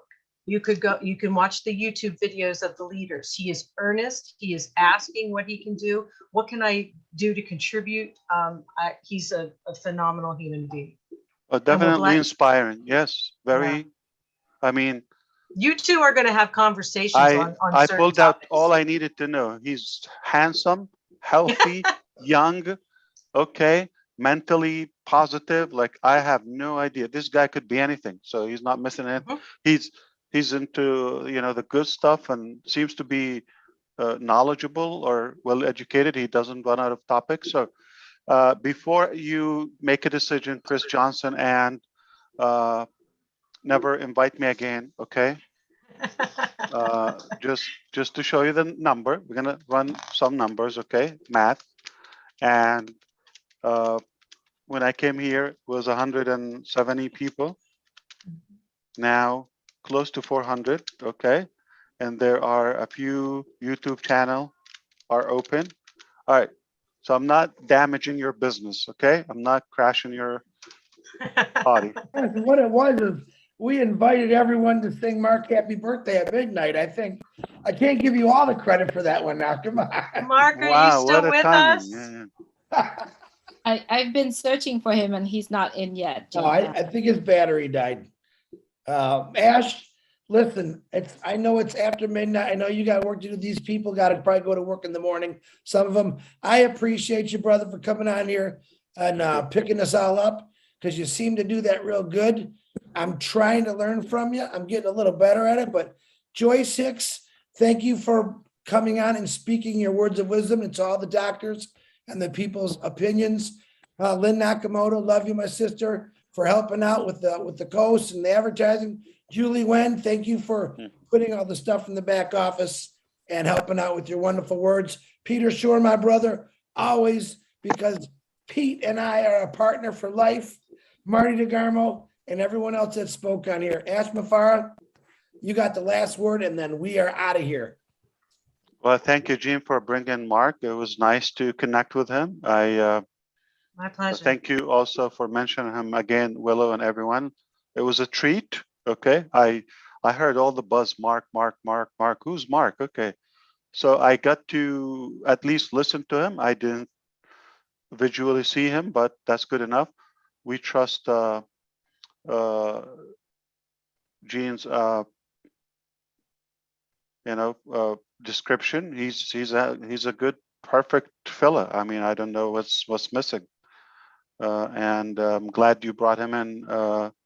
Hopefully, we will be able to add value. But he's an inspiration for sure. He's not broken mentally. He's totally fine. In fact, he could enlighten some of us. Yeah. So thank you, everybody. I don't know if Leon was going to say something. Rupa, was good to hear you. We are real people. You don't have to. Yeah. It's more important to listen to other people than me sometimes. Yeah. So, but we are here when it's possible. Tomorrow is going to be on Passive 360. And I'm told they're going to go over the what's supposed to be round table recap, I guess. Okay, so that's interesting. Why don't we post it there? It's a good source of information. Like it's totally. But I don't want to create an era of self-promoting It's an exception, 360. It's for everybody. They don't promote anything on it other than just, giving the information. Liana, I've been wanting to connect with you. I don't know. When you had the event in California, Julie, did you tell him? Okay. Okay, I'm here. So I know that you guys want to close, and I came on kind of late because I had some power outage. But yeah, it's been pretty interesting. I've been so excited since yesterday. We on the meeting that you were on yesterday, and I've been having so many conversation discussion. And Julie and I, it's just like we live next door, even though she lives 75 miles south of LA and I live 75 miles north of LA. We've had several discussions, and so there's so many things I wanted to say about yesterday, and then also about Oh Bless. And I thought about these things because Oh Bless is one of those situations where if we had a form, just like the guy Mark was on, there's so many different levels of poverty. We had a form, and then that we can categorize people, because some people I know that homeless, they living in their cars, but they have jobs. They just have bad credit. They can't get an apartment. They made some mistakes. Those are one category. You got some people who, I know a guy that lived for 32 years. He slept on the street. I saw him every single year for 32 years on Western Avenue in LA. But after the COVID, I didn't see him anymore, but he lived in the same place. That particular guy, I don't think you could have pulled him off of that street corner where he lived. And some people want to be off the street. So you got to have all these different categories. Some people just want clean drinking water. And you got to be able to categorize all of these people. And if we can build that form, because we have so many people on Unpassed that have so many different backgrounds. And then once we get all these forms and get everybody categorized, then we could put them all into groups and people can volunteer which group they want to work on. I heard a guy say he knows about logistics. He knows a lot about logistics. And see, that guy is the guy that needs to be working with groups for logistics. And I know some people who out there on the streets are educated, have PhDs and have all kinds of, they just ran into some bad luck. Some people have substance abuse problems that ran into bad luck. And you have so many different areas. And I just look at that. I get so excited when I see so many different possibilities by putting these forms together.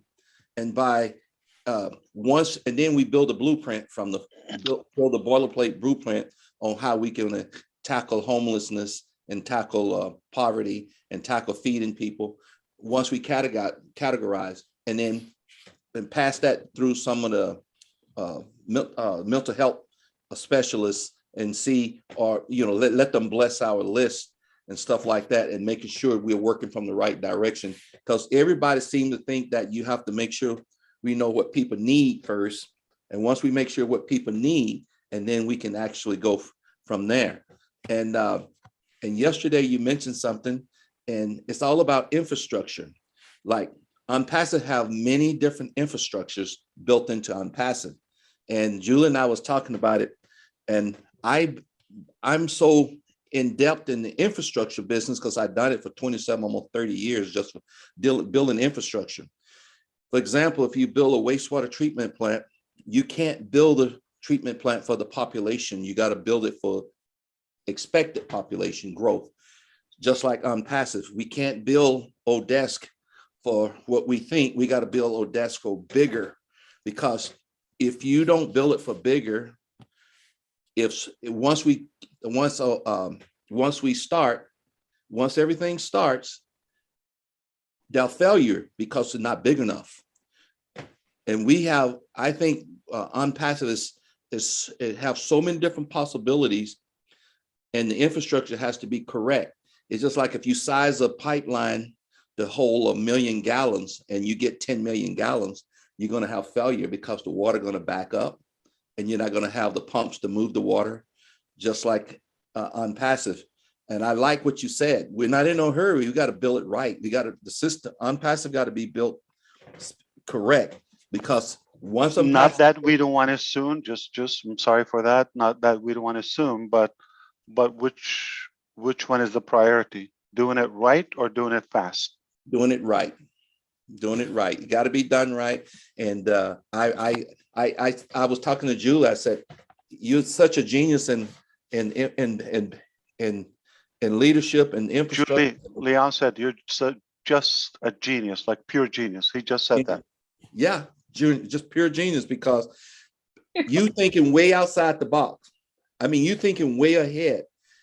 You can't rush things. You gotta build it. If you build a school for 25 people and 100 show up, you fail, because you got to make sure you have scalable school. Yes. And everything got to be scalable.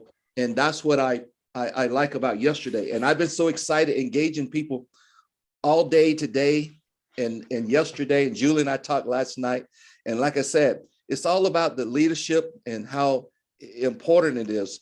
And I just want to let everybody on this call know I am so blessed to be working with Julie, because Julie, she's such a best leader. When she told me and she led me and we start communicating, and she helped open my eyes to a lot of things. And I just kept growing and growing and growing.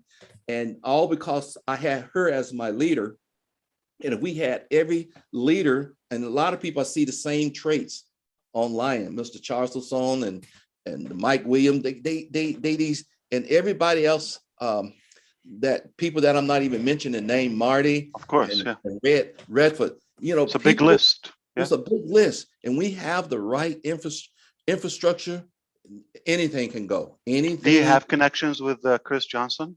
Yeah, I don't have it, but yeah, Chris Johnson, I watch him talk all the time, and I'm watching him, and just people like this, like that, and we can move the world. We can move mountains, because I mean, connections like influence. Like I'm trying to get a bribe with him, because just in case. Yes.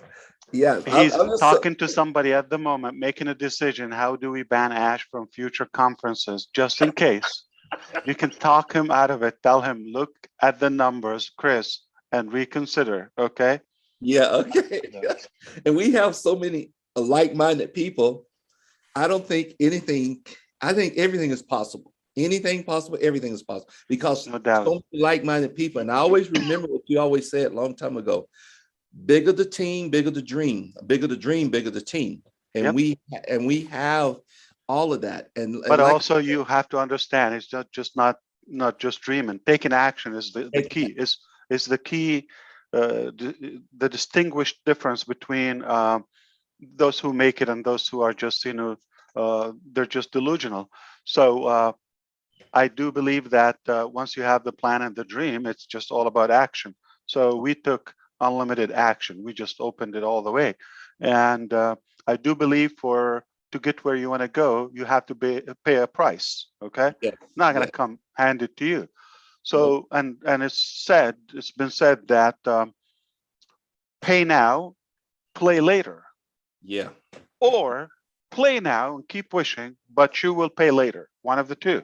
So that's why I was trying to understand Mark. Like he's got to be pushed a little bit more on getting a job. Gene, I don't know when did you meet him? April 18th. This year? Yeah, just a week ago. Okay. All right. So I wonder if he had like COVID like in the last 11 months or something. Yeah. I don't know. He's extremely health conscious. Very like picky about his nutrition and his food. Drinks a lot of water. Yeah, he's very Does he look 31? And I'm sorry, I'm not talking physicality. I'm just like you sometimes I have asked, okay, does he? Because his voice sounded, his voice is older than 31. His voice. Well, he was really tired tonight. Yeah, I think he had he had a hard day today. So he's he a had little bit started more to fall upbeat. asleep. Yeah. Okay. Yeah, because he and I talked for hours earlier. But he was looking picking up forward more to this. energy as we went on. Yeah. Okay. Oh yeah. And I think he, like it's sort of like if you cleaned him up, scrubbed him, he has a short, dark hair, short beard. So he does keep his beard trimmed and whatnot, and dark hair. But I did notice that his skin is almost translucent. Like he's definitely healthy.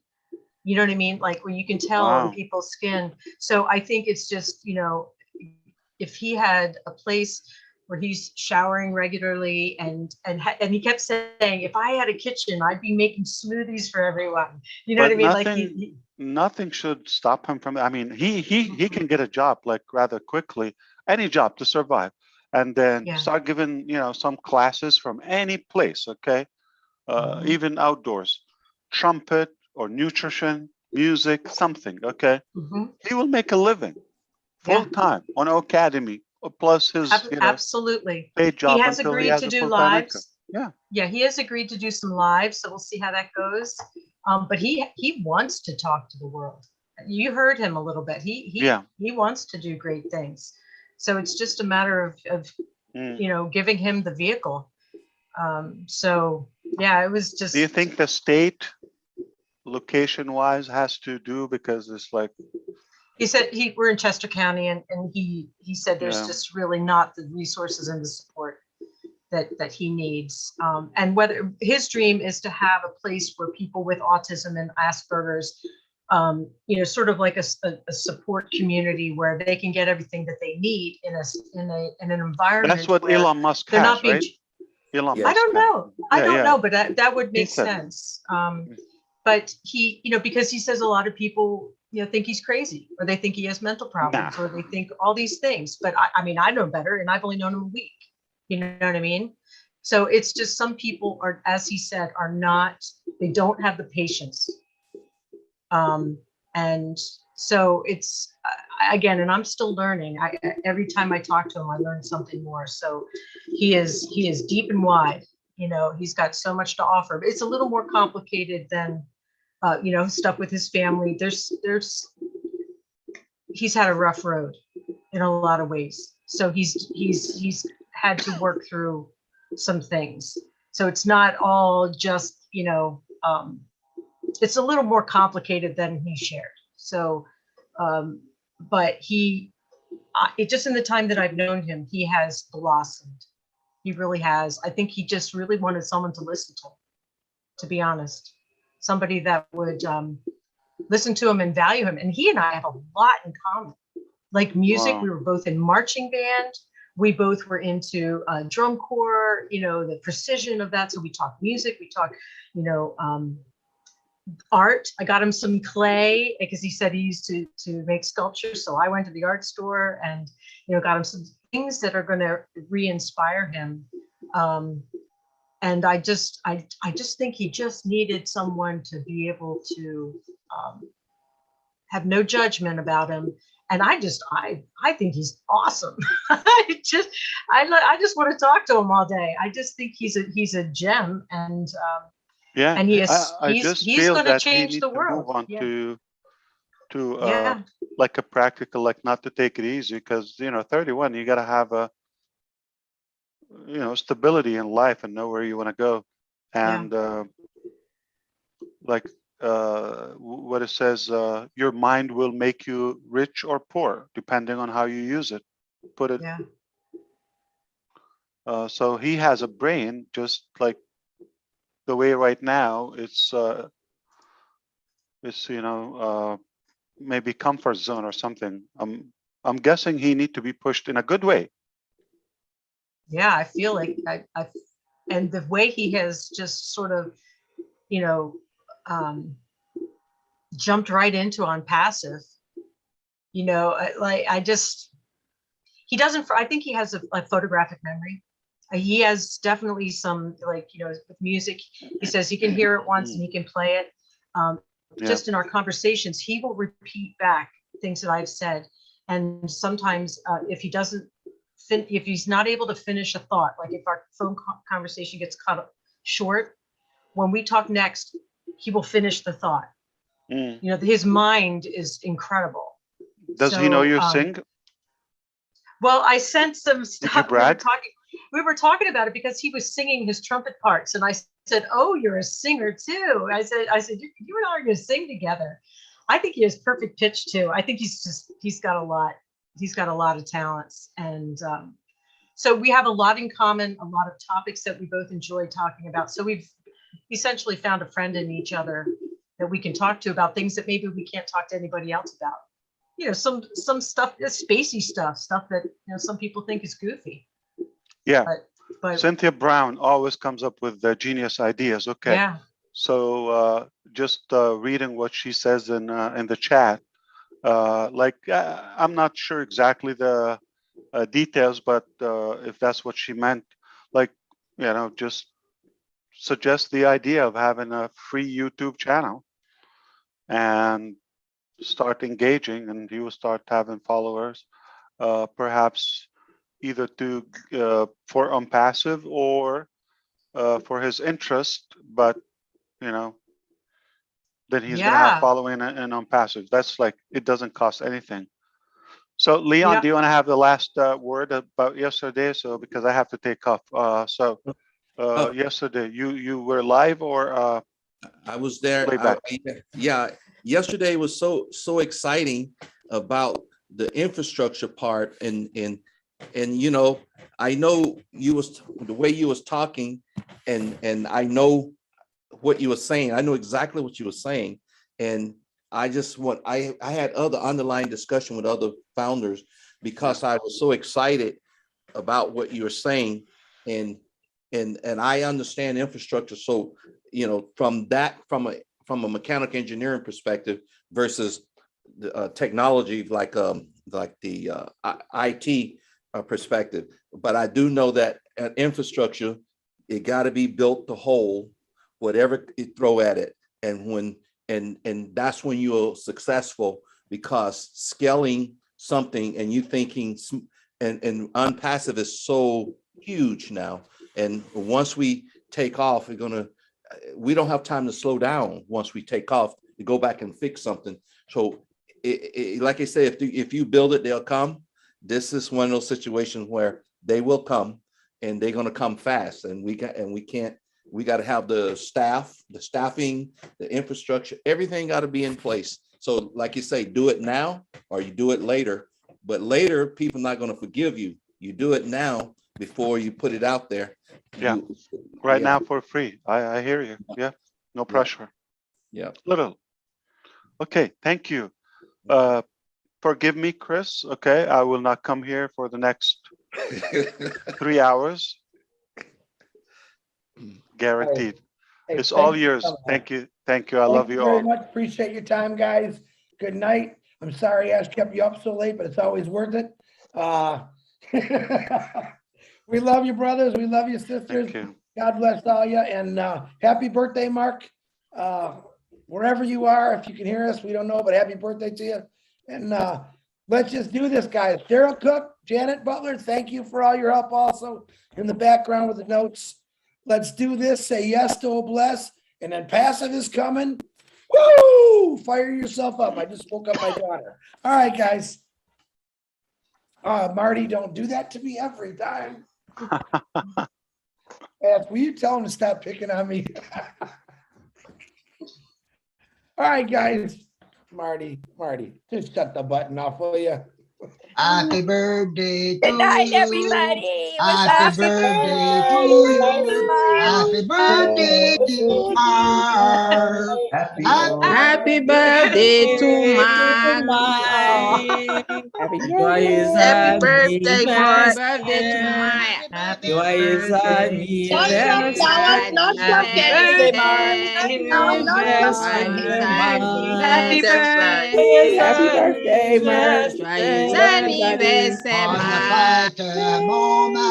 Joyeux On the fight, anniversaire. Moma. Bonne fête, bonne fête. Bonne fête, Night, everyone. Moma. Thank you so much for this great Thank you, webinar. Chris. Awesome. It was Wonderful. awesome. Thank you, Chris. Good Thank night. you, Chris. Thank you, From Philadelphia. Happy birthday.